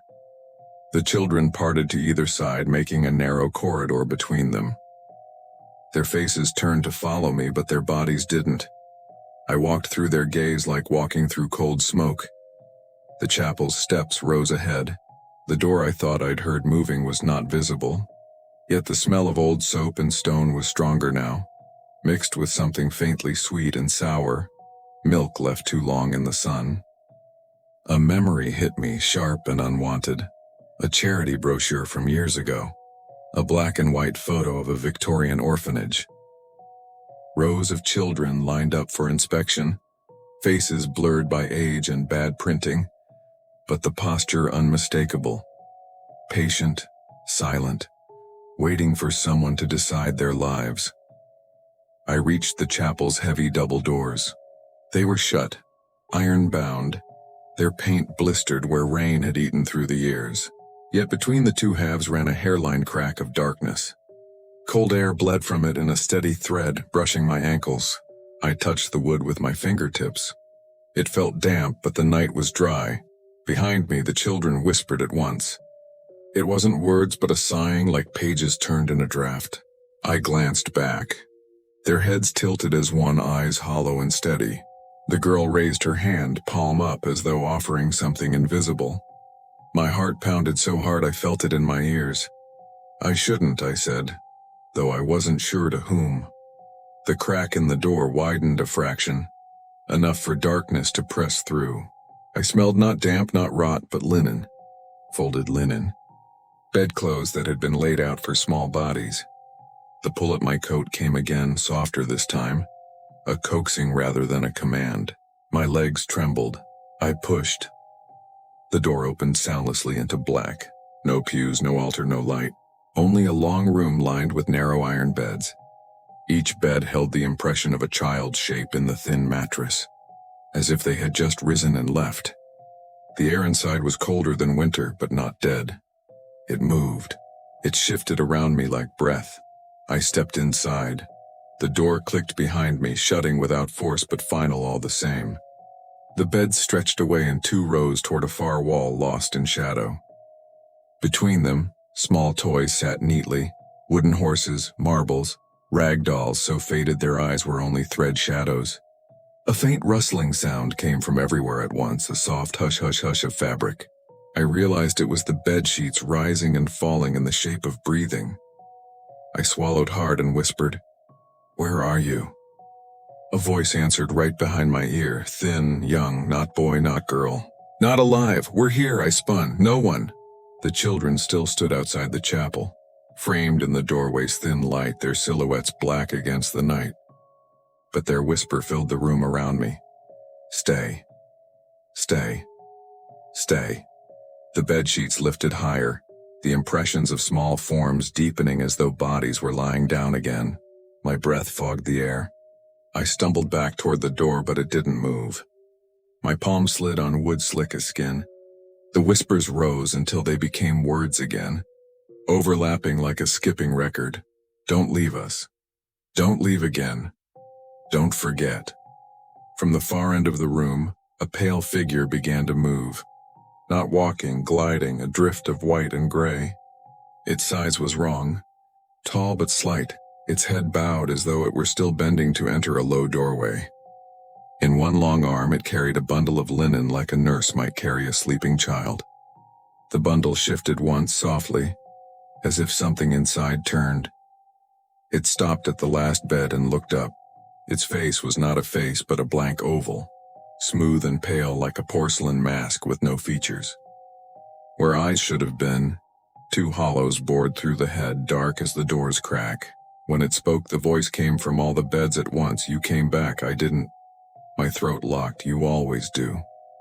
The bundle twitched in its arms. A small white hand slipped out from the linen, fingers thin as chalk. They curled toward me. I pressed back against the door, my fingers searching for the latch. The wood was cold and wet, and under my palm something pulsed as though the grain of the wood was a heartbeat. The children outside lifted their hands as one. "Stay." The word didn't sound like a plea anymore. It sounded like a verdict. A rush of air blew down the row of beds. The linens lifted high, the shapes beneath sitting up without bodies, hollow heads turning toward me. The smell of soap and sour milk thickened until I gagged. My knees buckled. My vision tilted. And then from somewhere deep under the chapel floor a bell rang. One single hollow toll. Low. Long. Like a signal. The blank-faced figure began to move toward me. The bundle in its arms stretching, reaching, unfolding pale limbs as it turned its empty hollows on mine. The bell's toll vibrated through the floorboards, through my knees, through my teeth. It wasn't loud. It was deep. A sound you feel in your blood rather than hear. With each slow step the blank-faced figure took toward me. The pulse of the wood under my palms matched the rhythm of the bell, as if the entire chapel had become a beating heart. The bundle in its arms writhed. A second small hand slipped out, then a third, as though more than one child lay inside the cloth. Their fingers were thin, bone-white, and wet as chalk left in the rain. They reached toward me without sound, but I felt the cold of them across the space like the touch of winter air. I slammed my shoulder against the door. "Let me out," I croaked. The latch didn't budge. My own voice sounded tiny under the swell of whispers rising from the beds. Every mattress bowed under invisible weight, sheets lifting and falling in slow breaths. The toys on the floor began to roll and shift on their own. Marbles circling, wooden horses turning their heads, a rag doll's thread mouth pulling into a crooked smile. The figure stopped a few feet from me. Up close its height was impossible, its robe or shroud brushing the floor with no sound. Its face leaned down, hollows fixed on me. The whisper that came from all the beds at once sank into my head like a dream you can't wake from. "Stay." "I'm not one of you," I whispered. though my voice shook like a lie. "I'm alive." The hollows widened, black and endless. Not for long. The bundle opened. Pale arms reached out fully now. A tangle of small limbs. Hands grasping like roots searching for soil. They didn't move fast. They didn't have to. They only needed to touch. I clawed at the door. My nails caught on the iron hinge. It was slick and cold, but under my fingers I found a thin crack where the two halves met. With everything in me, I drove my shoulder forward. The bell tolled again, louder this time.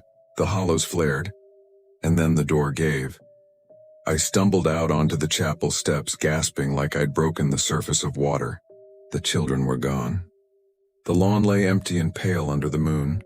Only the smell of soap lingered, fading already into damp stone. Behind me, the door shut soundlessly. When I turned, the chapel was dark and still, its doors sealed as if they'd never moved. I ran for the gate. I didn't look to either side. I didn't count the steps. I didn't dare. When I reached the arch of trees, the air warmed. The traffic noise seeped back and London returned like nothing had happened. My heart slowed, but my hands stayed cold.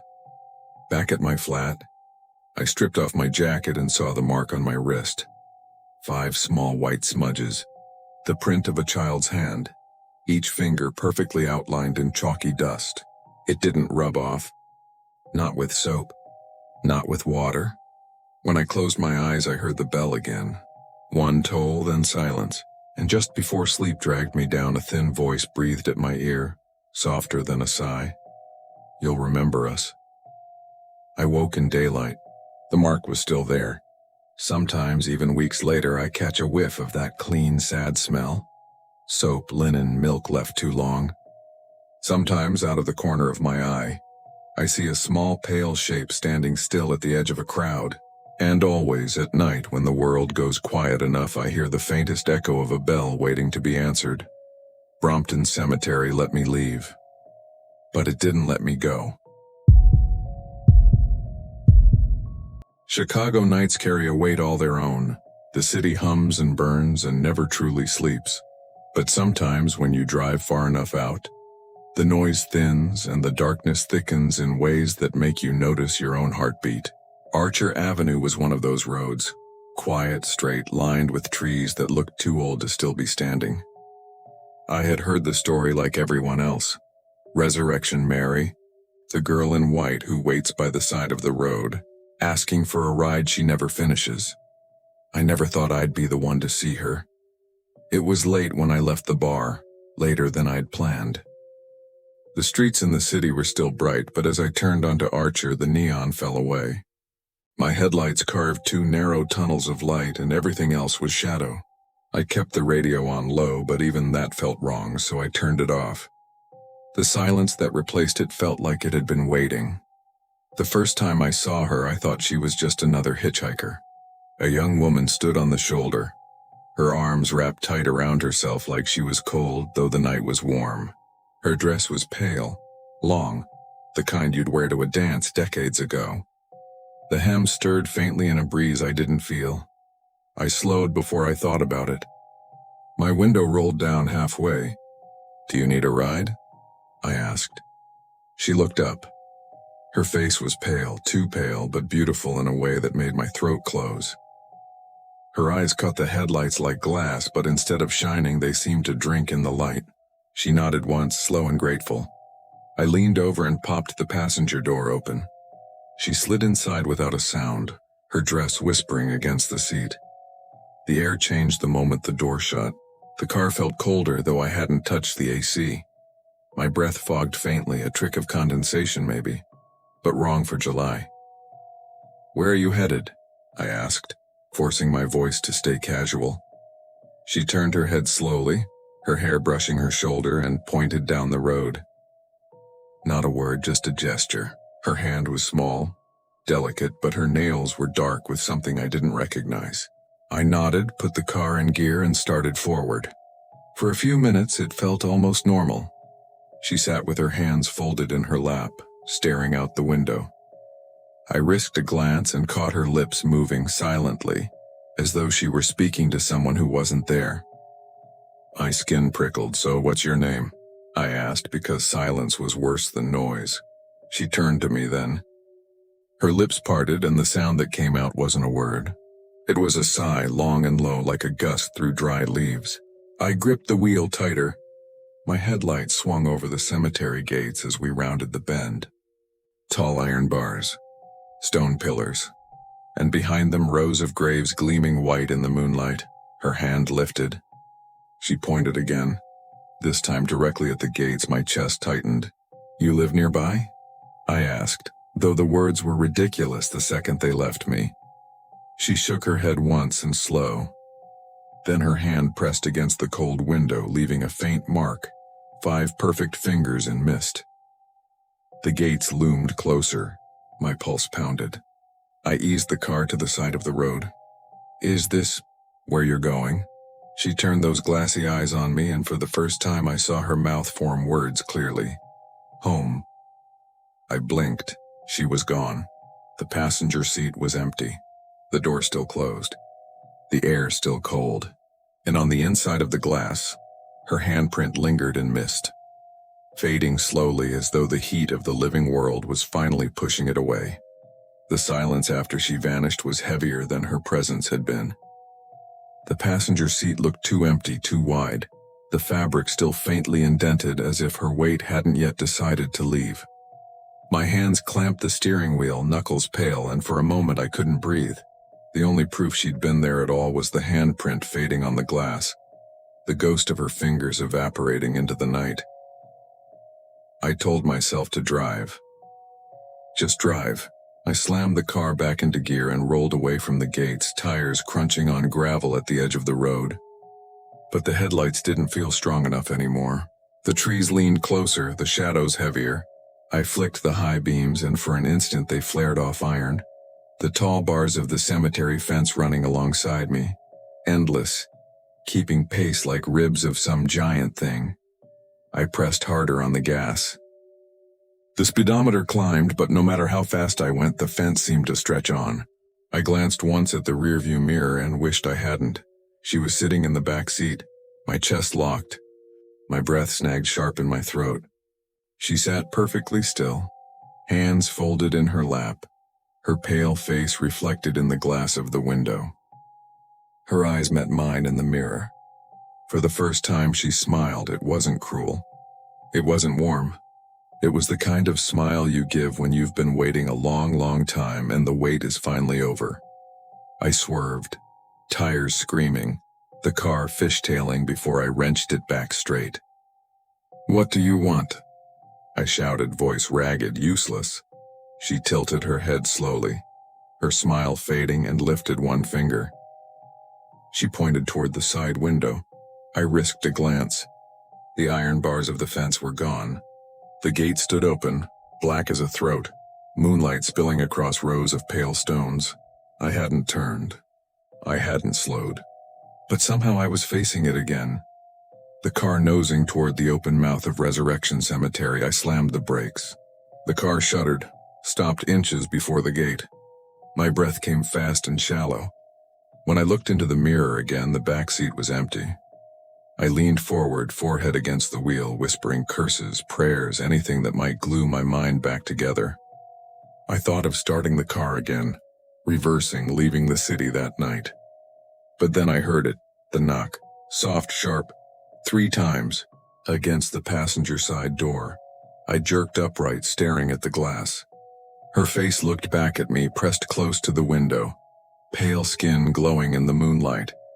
Her eyes were wide, desperate now, her lips moving fast. I couldn't hear the words, but I didn't need to. I read them in the shape of her mouth. "Let me in."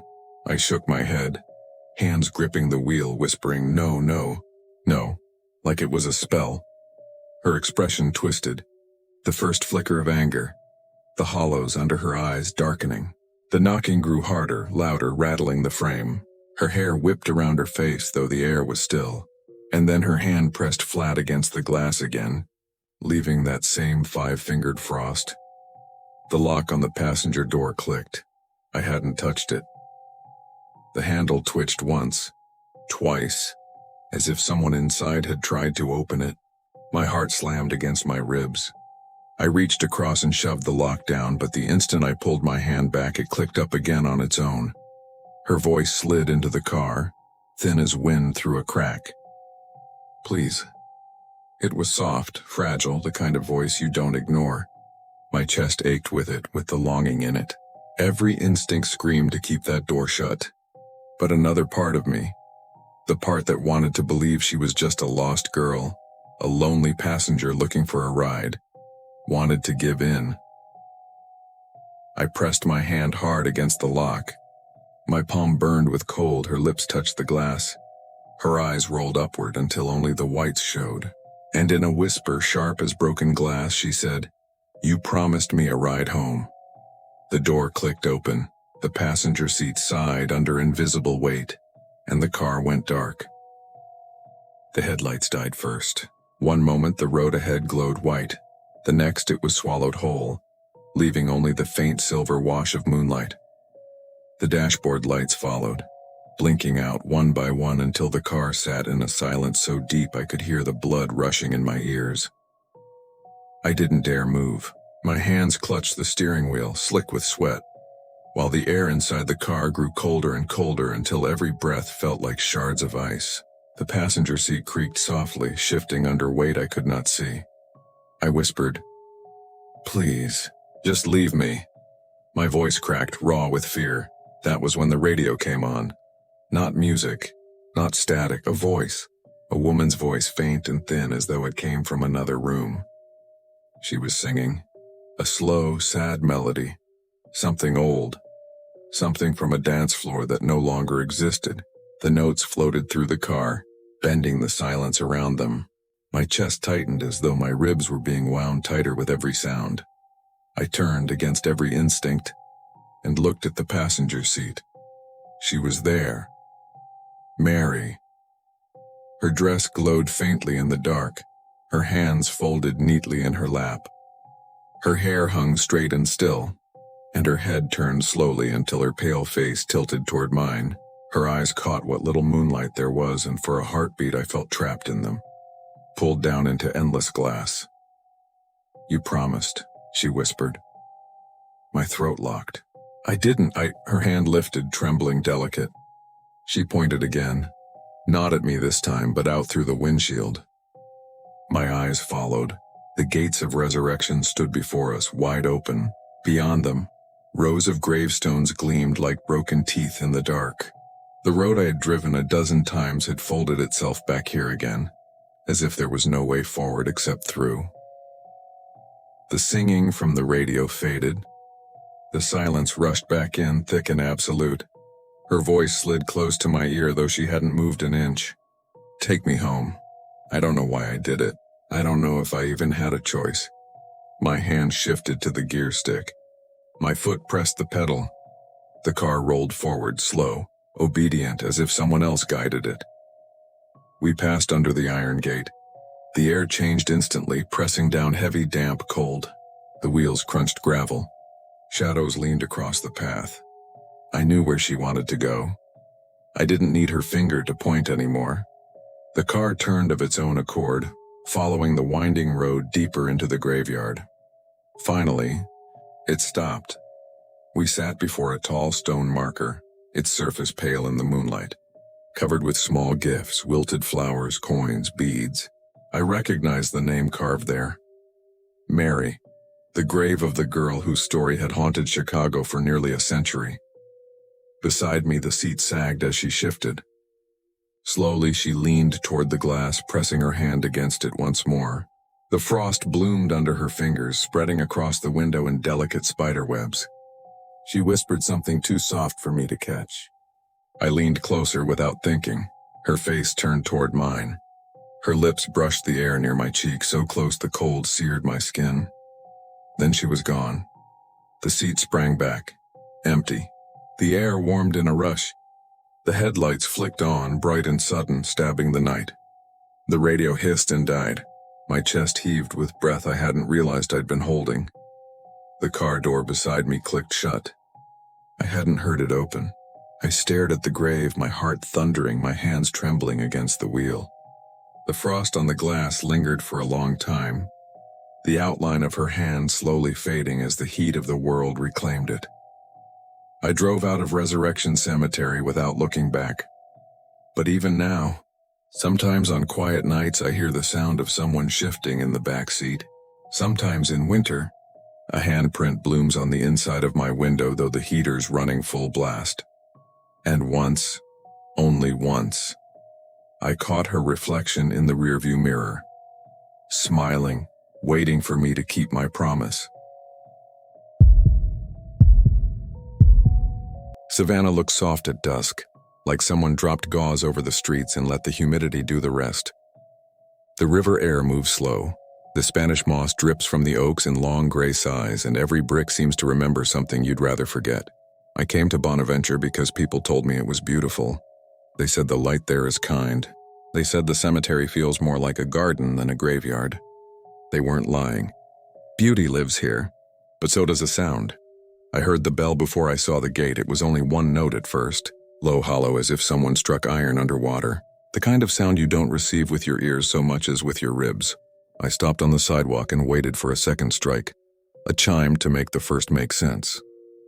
It didn't come. The evening went on, coughing up cicadas and the last bird calls. Somewhere down the road, a porch fan chopped the heat into smaller pieces. I told myself I'd imagined it. Then I stepped through the gate. The temperature changed the way air does when you walk into a church you haven't earned. Cooler, but not generous. The oaks leaned over the path and touched fingers. Spanish moss trailed like old lace, stirring to a breeze I couldn't feel on my skin. Marble angels watched with the patience of stone. I took the main lane slow, gravel crunching under my shoes in a rhythm that felt too loud. I whispered hello to the first names I read, because I'd learned something in other places. If a place listens, you should give it something gentle to hear. I told myself I'd loop the central roads and leave before the real dark settled. Daylight thinned to a tea stain. Fireflies lit up and went dark like tiny lungs. The ground rolled in low green waves, graves half hidden, statues wicked and sweet in the same breath. I kept my hands to myself. I didn't touch the angels. I didn't disturb the shells people had lined on ledges or the pennies left to shine where sunlight could find them. I walked and forgot for a few minutes that this was a place where the earth is busy with work no one likes to picture. Then the bell tolled again, closer this time. A single note, exactly the same. It unraveled down the lane and ran through my bones. I stopped and turned, expecting a chapel belfry or a caretaker's call. I saw trees. I saw stone. I saw nothing that could carry a tongue of iron. Hello? I called before I could swallow the habit. My voice sounded wrong here, too sharp, as if I'd snapped a twig in a museum. The answer came from the left, a hush of grass, a small weight shifting behind a tomb. I walked toward it because I'm not good at doing the smart thing the first time. The tomb was simple, white, the name almost rubbed smooth by weather. Seashells lined the base like teeth. The air here smelled faintly sweet and earthy, like cut flowers 3 days past polite. I leaned to see the other side and flinched. A bell rope lay across the grass. It was thin and gray, frayed in places, the end ending in a little wooden handle like a toy. The line ran up the side of the tomb and disappeared through a narrow hole bored under the ledge. I knew the stories. Safety coffins, strings tied to fingers, little iron bells above ground so the not quite dead could ring for their second chance.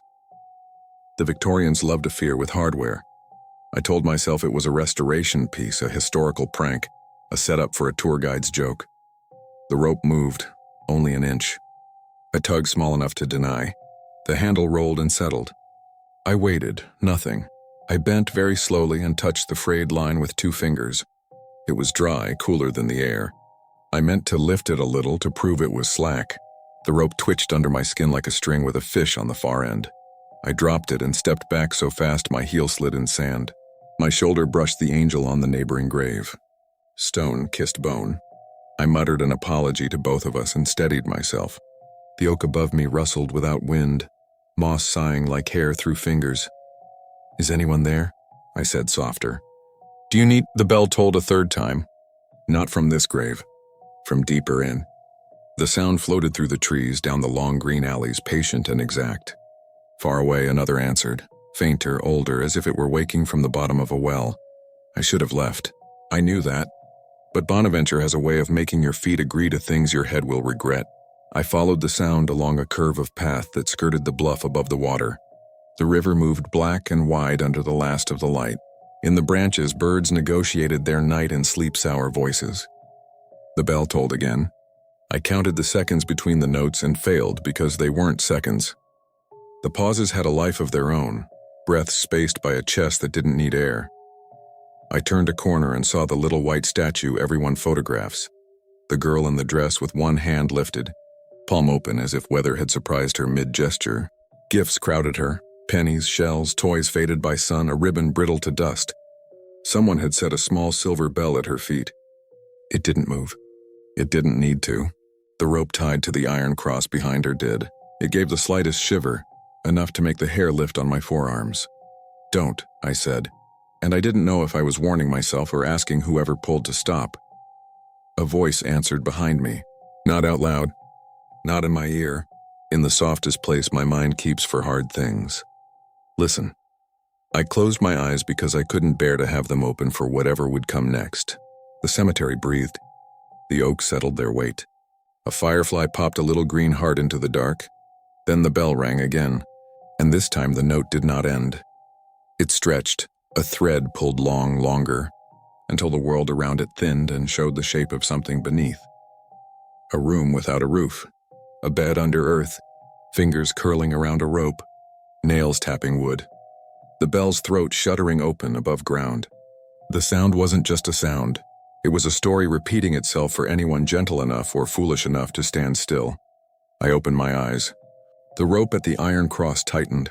The little silver bell at the girl's feet trembled and brightened as if light remembered it.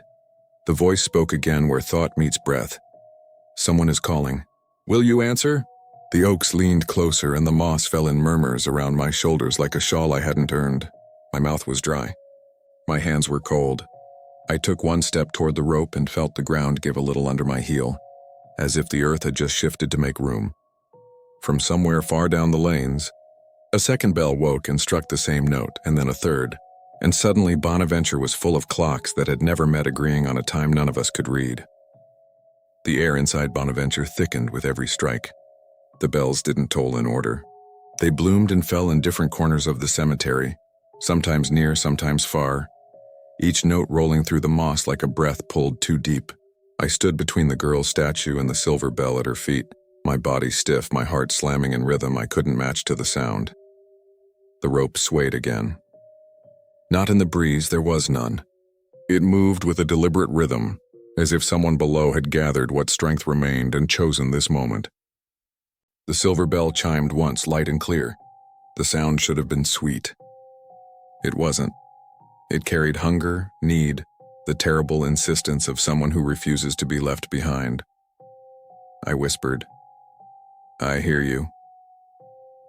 The moment I said it, the cemetery seemed to exhale. The moss lifted, the shadows shifted, and the air pressed harder against my ears, filled with a pressure like storm clouds. The rope tightened, the bell rang again, louder, vibrating against the stone base until I thought it would shatter. The statue of the girl seemed to tilt. I know she didn't move, but her face changed in the shadows. Her empty marble eyes darkened, and her little hand, forever raised in a half gesture, looked less like surprise and more like command. My chest tightened until I felt I couldn't breathe. The bells across the grounds joined one by one, overlapping, weaving a chorus of hollow notes. The sound wasn't random anymore. It had rhythm, uneven but pulsing, like a heart starting to beat after lying still too long. I stumbled backward.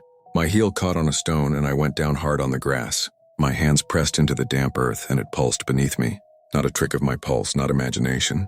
The ground itself throbbed once, twice, in time with the tolling. I scrambled to my feet. I had to get out. Every lesson I'd ignored in other cemeteries screamed inside my head. Don't answer, don't listen, don't agree. And I had done all three. The path back to the gate stretched long and straight, the oaks leaning over it like ribs.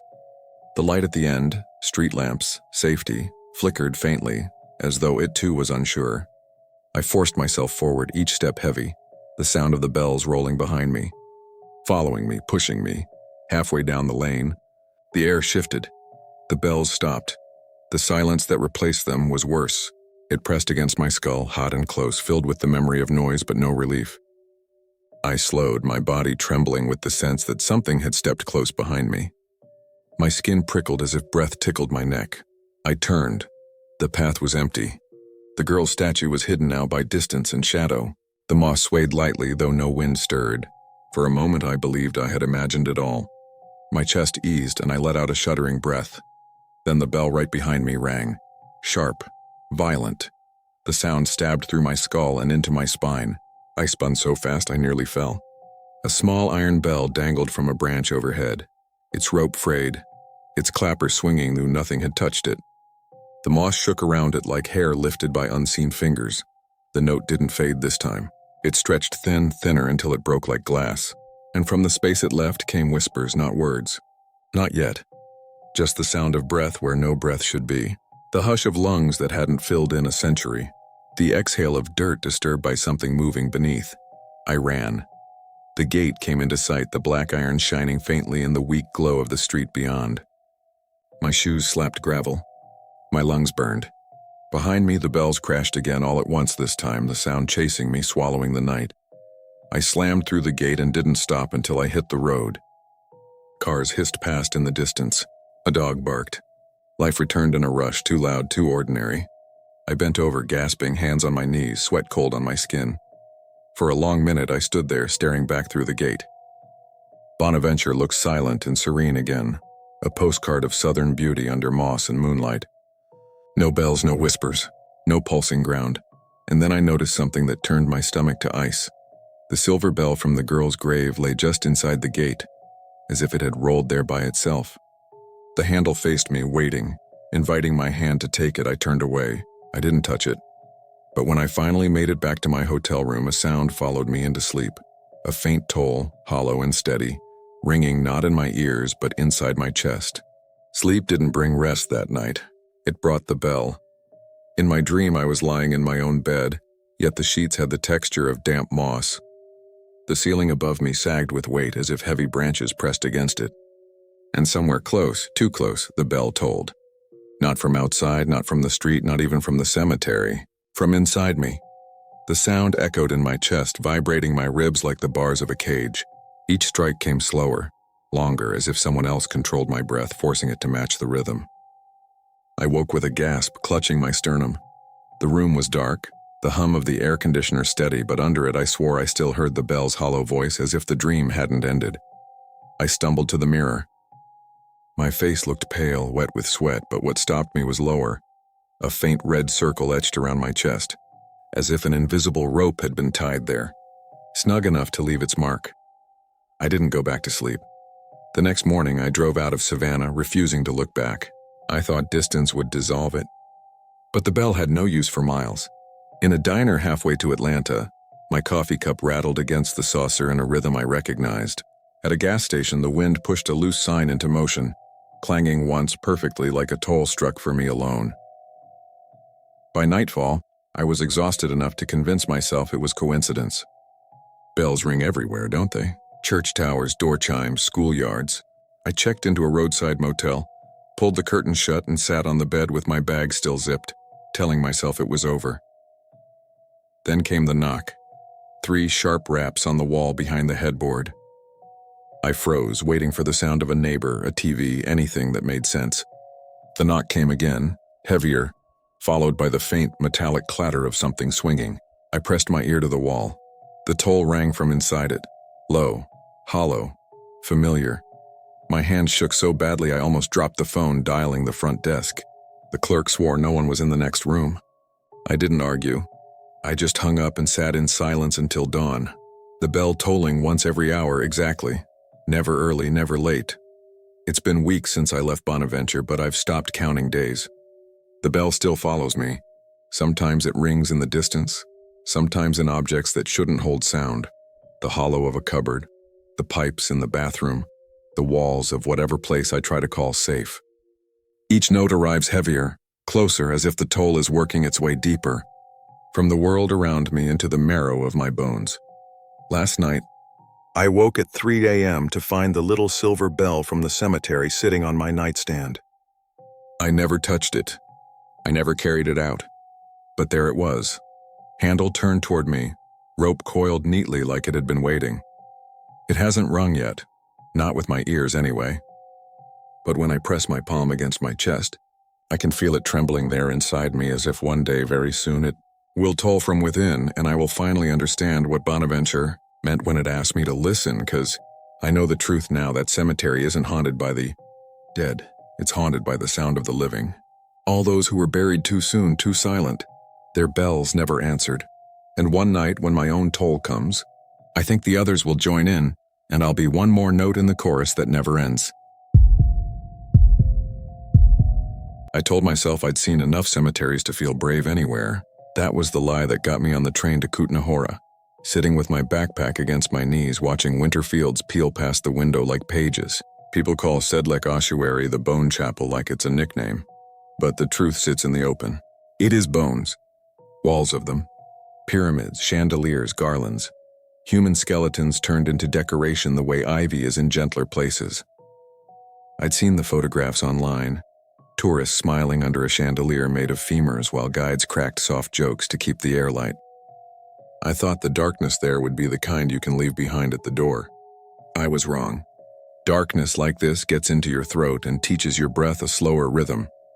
The chapel sits small and ordinary from the outside, a chapel like 100 others. The sky was the color of old paper. The gravel path snuck under my shoes with that soft crunch that always sounds like footsteps that aren't yours. Frost made everything brighter and meaner. When I reached the door, a group of visitors stepped out, their chatter loud and nervous. One woman laughed too hard at something her friend said, the kind of laugh you use to rinse a bad taste from your mouth. The door thumped shut behind them. For a moment it was just me and the iron handle, cold under my palm. Inside smelled like stone pulled down from a riverbank and dried for centuries. The volunteer at the desk nodded and slid me a ticket with a small practiced smile. She didn't ask where I was from. She didn't ask why I was alone. Maybe she recognized the look I carried, the one I picked up in Highgate in New Orleans, in Edinburgh, in all the places that had put their hands on me. I took the stairs down into the ossuary, and the air changed the way it does when you walk into a church and a cellar at the same time. My breath made a cloud and flattened again. The light was clean and pale, the kind you get through winter windows. Then I saw them, skulls stacked in shields. Skulls threaded with tibias like garlands on winter trees, a chandelier that had held hands with 1,000 bones. I had expected to be sick or maybe angry. Instead, I felt something like awe and something close to shame. Every socket stared. Not empty, watchful. Not accusing, waiting. My footsteps softened until they barely made sound. I read the plaque about plague and wars and overcrowded graves, about bones exhumed and cleaned and arranged so the dead could stay together. Together. That word tasted different in this room. I tried to keep to the middle path, eyes forward, hands to myself. But the bones draw your gaze the way a mouth draws air. Details snagged me. A scratch on a forehead where a shovel must have kissed, a tiny chip missing from a canine tooth, a crack that ran like lightning across a temple. I thought of the lives behind those marks the way you think of the sea when you're standing at its edge. Too much to hold, and yet you try anyway. At first, the sound I heard was only the winter in the wood. Old timber thinks in creaks and sighs, but then the creaking learned a shape. A small rhythm, a click, not loud, precise, like tooth meeting tooth. I told myself it was a visitor's camera shutter. The room was empty. I told myself it was settling, the wood, the glass. The sound came again, closer now, just beside my shoulder. Click, pause, click. I turned slow, like a person waking with a headache. The skull nearest me had a crack along the jaw. A jagged seam where bone had broken and been wired back to its neighbor. The wires were thin and dark, swallowed by time. The jaw hung open just a little. The jaw moved. It did not move like a living mouth. It did not yawn or chatter. It shifted once with that small exact sound, click, and stopped, as if reminding itself of the possibility. I stepped back without meaning to, my heel brushing the rope that keeps decent people from getting closer than respect allows. The rope hummed under my weight like a low violin string. Somewhere beneath the chandelier, a single skull tipped an inch and found the balance again. No cascade, no drama. Just a tiny course correction in a room where nothing should correct anything anymore. The volunteer's footsteps creaked on the stairway above. I glanced up, grateful for the sound, and the spotlight in the center of the ceiling fluttered once, twice. as if a moth the size of my hand circled inside the bulb. When the light steadied, the chapel had changed. Not in layout, in attention. The sockets were on me. They were always on someone I know. But this felt personal the way a whisper does when it finds your ear and not the air around it. "Hello," I said, because I'd learned better than to pretend I wasn't being spoken to. My voice absorbed into stone. The jaw of the skull nearest me clicked again, softer now. Like a nail tapping a tabletop while a thought forms, I told myself to leave, to climb those stairs two at a time, to breathe the hard winter air and laugh at myself afterward. Instead, I walked into the center under the chandelier of bones. It hung like a star that had died and been rebuilt from 1,000 smaller lights. Up close, I saw the tiny velvet of dust. I saw a hair caught on a suture line, black and fine and impossibly ordinary. My stomach went weightless. It's a small thing, a hair, but it means a body. And a body means a name, and a name means a history that didn't ask me to stand beneath it and stare. The sound came again. Not a click this time, not a single tooth. A breath. It moved across the room like frost across glass. The candles unlit on the altar shivered without flame. The chandelier trembled so slightly I might have lied to myself about it if the dust hadn't agreed, and risen in a soft circle, as if exhaled. Then a new sound tucked itself under the breath. Low, steady, many at once. Not words, not yet, but a shape I recognized from chapels and trains and beds where someone is praying in the next room. I knew this shape. I had heard it in New Orleans when the candle burned and the paper said my name. I had felt it on my skin in Edinburgh when the breath pressed in against my shoulder and left nails in my chest. You cannot mistake the weight of a room deciding you're part of it. I reached for the railing because my knees had decided I was the sort of person who sits now. My palm met iron cold enough to sting. The rust there left a kiss on my skin like a bruise that hadn't learned its color yet. I whispered, "I'm listening," which has gotten me into more trouble than bravery ever has. And from somewhere deep in the walls where numbers do not matter anymore, the choir began. It started small, the way humming begins when a song finds itself behind your teeth. A thin tone so faint I thought at first it was the light fixture whining or blood warming in my ears. It thickened with the kind of patience that belongs to earth. Not one voice, not even two, but a crowd learning to breathe together again. No melody I could name. No human pitch I could follow. Just the hum of agreement, the sound things make when they notice they are many. I've heard choirs in churches that sat the world back the right way for a few minutes. This was not that. This was the weight of what happens when 1,000 mouths that can no longer move still remember how sound felt on bone. The hum found the wood of the pews and used them. It traveled into the iron and through the wire that tied skull to skull like sewing taught by hands that do not shake. It found my bones, too. That was the worst part. The sound felt closer when I closed my mouth. It felt clearest in the bridge of my nose, in my teeth, in the hinge of my jaw. I pressed my lips together to keep from answering with my own hum. A tour group stepped onto the stairs, voices at the polite volume people use in places made of other people. Their noise touched the edge of what was happening and slid off it like water off oiled paper. A child whispered, "Are they real?" The guide said the practice thing about exhumation and overcrowding and art. The child asked, "Do they know?" In the place the answer should have been, the hum tightened, then softened, then went on. I backed toward the corner where a pyramid of bones reached almost to my shoulder. There's an order to them. Long bones laid in careful rows and skulls tucked where a pattern called for them. Up close, the skulls made me think of barnacles on a keel. They cling without complaint. They change the thing they cling to by weight alone. One skull sat lower than the others, the nasal bone broken down to a tender cave, the right eye socket cut with a fine vertical line, as if a blade had entered there to look for silence. "Who did this?" I whispered, meaning everything. The stacks, the chandelier, the line. The hum pressed closer like a crowd leaning in to hear a name. The spotlight above me clicked once in the empty language of bulbs. The volunteers' steps paused at the top of the stairs. Something like cold gathered at the base of my neck. Not air cold, not winter. Storage cold. The temperature of shelves that have learned how to keep what they hold. The hum swelled at the edges until it rang against itself and made a second sound. A faint quiver like thin glass laughing without joy. "Do you want me to leave?" I asked, and the shape of the sound changed for the first time. It rose and fell in a movement so human my heart forgot its job for a beat. I didn't need a translation. I had learned enough in the company of willows and angels and bells. Stay. The word isn't always a trap. Sometimes it's a request, the kind a person makes when the room has finally found the silence it wants, and the chair across from them is empty. But the chapel had too many chairs and not enough names. My chest tightened until I was sure I would cough just to prove I still could. The hum faded for a breath, mine, and returned as something new. Notes too quick and quiet to be a song, threaded a pattern I didn't recognize until the third time it repeated. I listened the way your body listens when the doctor says, "Tell me when you feel this," and then touches of places that teach you what feel means. Tap, tap, pause, tap, tap, tap. The pattern moved around the room like a round the way children sing it, entering from different places a few heartbeats apart. I turned and saw the origin, teeth, skulls, dozens of them, their jaws fixed or wired or open just enough, clicked. Not wide, not comically. A small lift, a tiny fall, a meeting of enamel and enamel.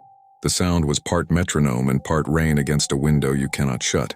Tap, tap, pause, tap, tap, tap. A code, I thought, and then shook my head hard enough to make my vision blur. I did not want to be the sort of person who finds a code in teeth, but I was already counting. 1, 2, 1, 2, 3, 1, 2. The pattern spread across the walls as if the chapel had lungs. The chandelier did not move, but the dust around its arms rose and settled and rose again in a slow, tidal breath. My own breathing tripped and tried to match. I bit the inside of my cheek until the iron taste convinced me that my mouth was mine. From the corner, a softer sound entered, one I knew well now. The dry paper flutter of prayer. It wasn't Latin, not any word I recognized, just the shape that prayer holds when it's been repeated so often it wears away its letters and keeps only its longing. I swallowed. That was when I felt the first tug. It was small. Too small to deserve the word? A suggestion. The way a smell can suggest a memory. It came from my left wrist. A pull under the skin like a thread drawn gently toward a needle. The hum leaned with it. The teeth tapped a little quicker in that corner. I kept my arm at my side and the pull tightened until it stung. I lifted my hand because I have always been foolish when asked gently. The tug placed my palm against a skull's crown. I didn't plan it. My hand made the decision for both of us. Bone is not cold if the room has kept it. It was room temperature, which in that moment felt more intimate than heat. The bone was smooth, the sutures like well-worn riverbeds under my fingertips. The tug settled. The tapping paused. The hum breathed in and did not breathe out. In that long-held breath, a sentence formed that did not need a mouth. "You can carry us." I yanked my hand back as if the bone had bitten me. My fingernails left no mark. The skull's jaw clicked twice in quick disappointment. The hum dropped until I almost believed I'd imagined it. The tour group murmured the way people do after they've seen something beautiful that keeps them from sleeping later. The volunteer coughed once in that dry, careful way that suggests she'd learned not to ask questions. "I can't," I whispered, but my voice trembled in the way people's voices do when they have already started to say yes. The chapel answered with a new shape of sound, one I hadn't yet met in my life with the dead. It wasn't a word, not really, but my bones took its meaning without asking my permission. "You already are." The chandelier dust rose. The teeth clicked a joyless affirmation. The tug at my wrist warmed into a pulse that matched my own. The volunteer called down the stairs in check, a simple phrase even I understood. "Closing soon." The hum thinned like mist in a room where a door has been opened. But as the sound retreated, it left something behind in the silence, a rhythm too slow to be mine, a second pulse under my own. When I climbed the stairs, I could feel the chapel counting. I slept on a train that night, more from fear of rooms than from need of miles. The compartment rocked and sang its thin metal lullaby, the kind that convinces you the world cares where you're going. Every time the train crossed a switch, the sound in my head answered. Tap, tap, pause, tap, tap, tap. I pressed my wrist against the window glass to cool it, and the glass fogged under my skin, the way breath does when you test if winter is real. I told myself that once I reached Prague, the city would rinse me. Cities can do that if you keep your eyes at the right level and your mind busy with trams. But standing in the station, the announcement boards flipping their letters with that quick clicking shuffle, I felt the chapel's rhythm find a cousin in the boards. I felt the second pulse in my chest decide with the certainty of a machine that it would be the louder one. I rented a room near the bridge, the kind with a mirror that's seen more people packing and leaving than staying. I set my backpack on the chair. I stood with my hands on the sink and tried to tell my face it still belonged to me. The chalk-white ring on my wrist, no chalk this time, no child's handprint, had a faint grayness to it, as if a rope had rested there and considered the color it would leave later. When I ran water over it, the ring did not fade. The skin there felt like a door closed from the other side. As evening fell, the city turned to reflection, windows drawing the river's light into themselves and sending it back again. I kept the curtains open because I was tired of telling myself lies about safety. The second pulse lay under the first the way a memory sits under a good day. When I lay down, it grew bolder. When I rolled onto my side, it shifted, finding the position it wanted inside my ribs. I tried to breathe slowly. The chapel breathed with me. At some hour that pretends to be the middle of the night even when it isn't, I woke to the sense that someone else had just stepped into the room. The air did that small, undeniable thing, moved without breeze. The second pulse steadied. Tap, tap, pause, tap, tap, tap. A soft scrape came from the table where the mirror sat.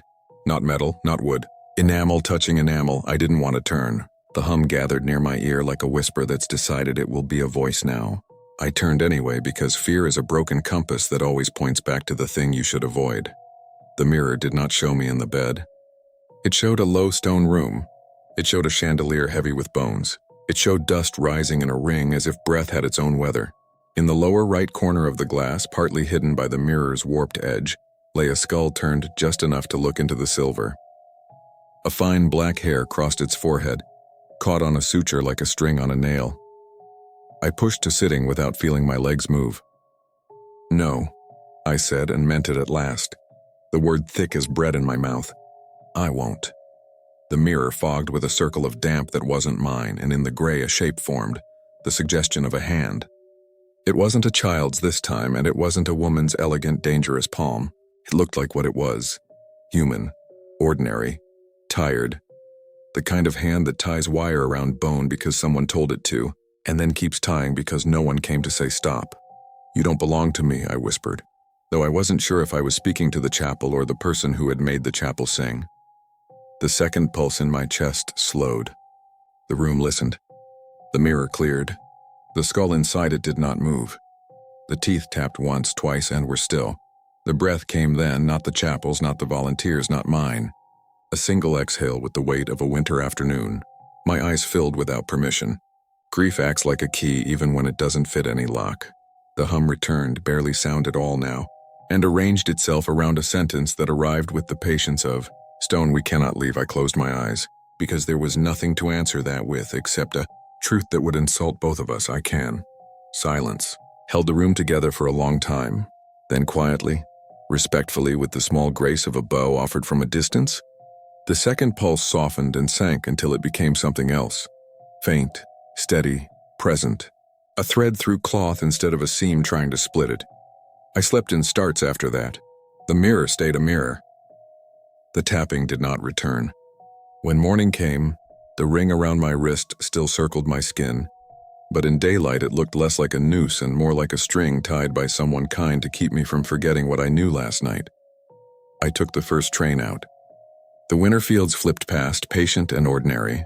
I counted telephone poles the way children do and made my mouth say out loud the names of the places I would not go today.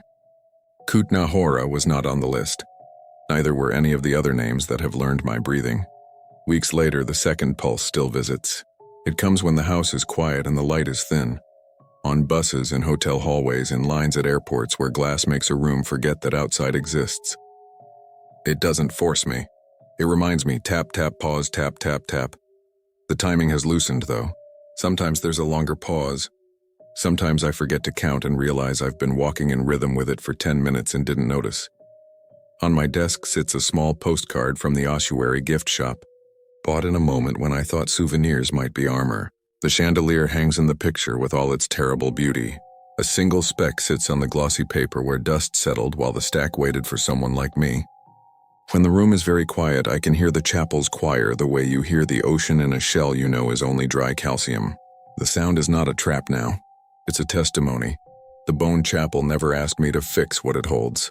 It never asked me to approve the art made from the dead or condemn it. It asked me to listen to the way silence sounds when it belongs to many. It asked me to admit that bones remember even after names have lost their way. It asked me to carry, not them, not really, but the rhythm they kept when they were together. I won't go back. I don't need to. You don't have to return to a place that has already found where you live. At night, if the second pulse wakes and the old tapping tries to arrange my breathing, I tell the room quietly what I wish someone had told whoever wired jaw to jaw and called it decoration. I remember you. The pulse eases. The tapping relaxes into the ordinary noise of pipes, and somewhere not far enough away, a chandelier of bones exhaled a long time ago and is still finishing the breath.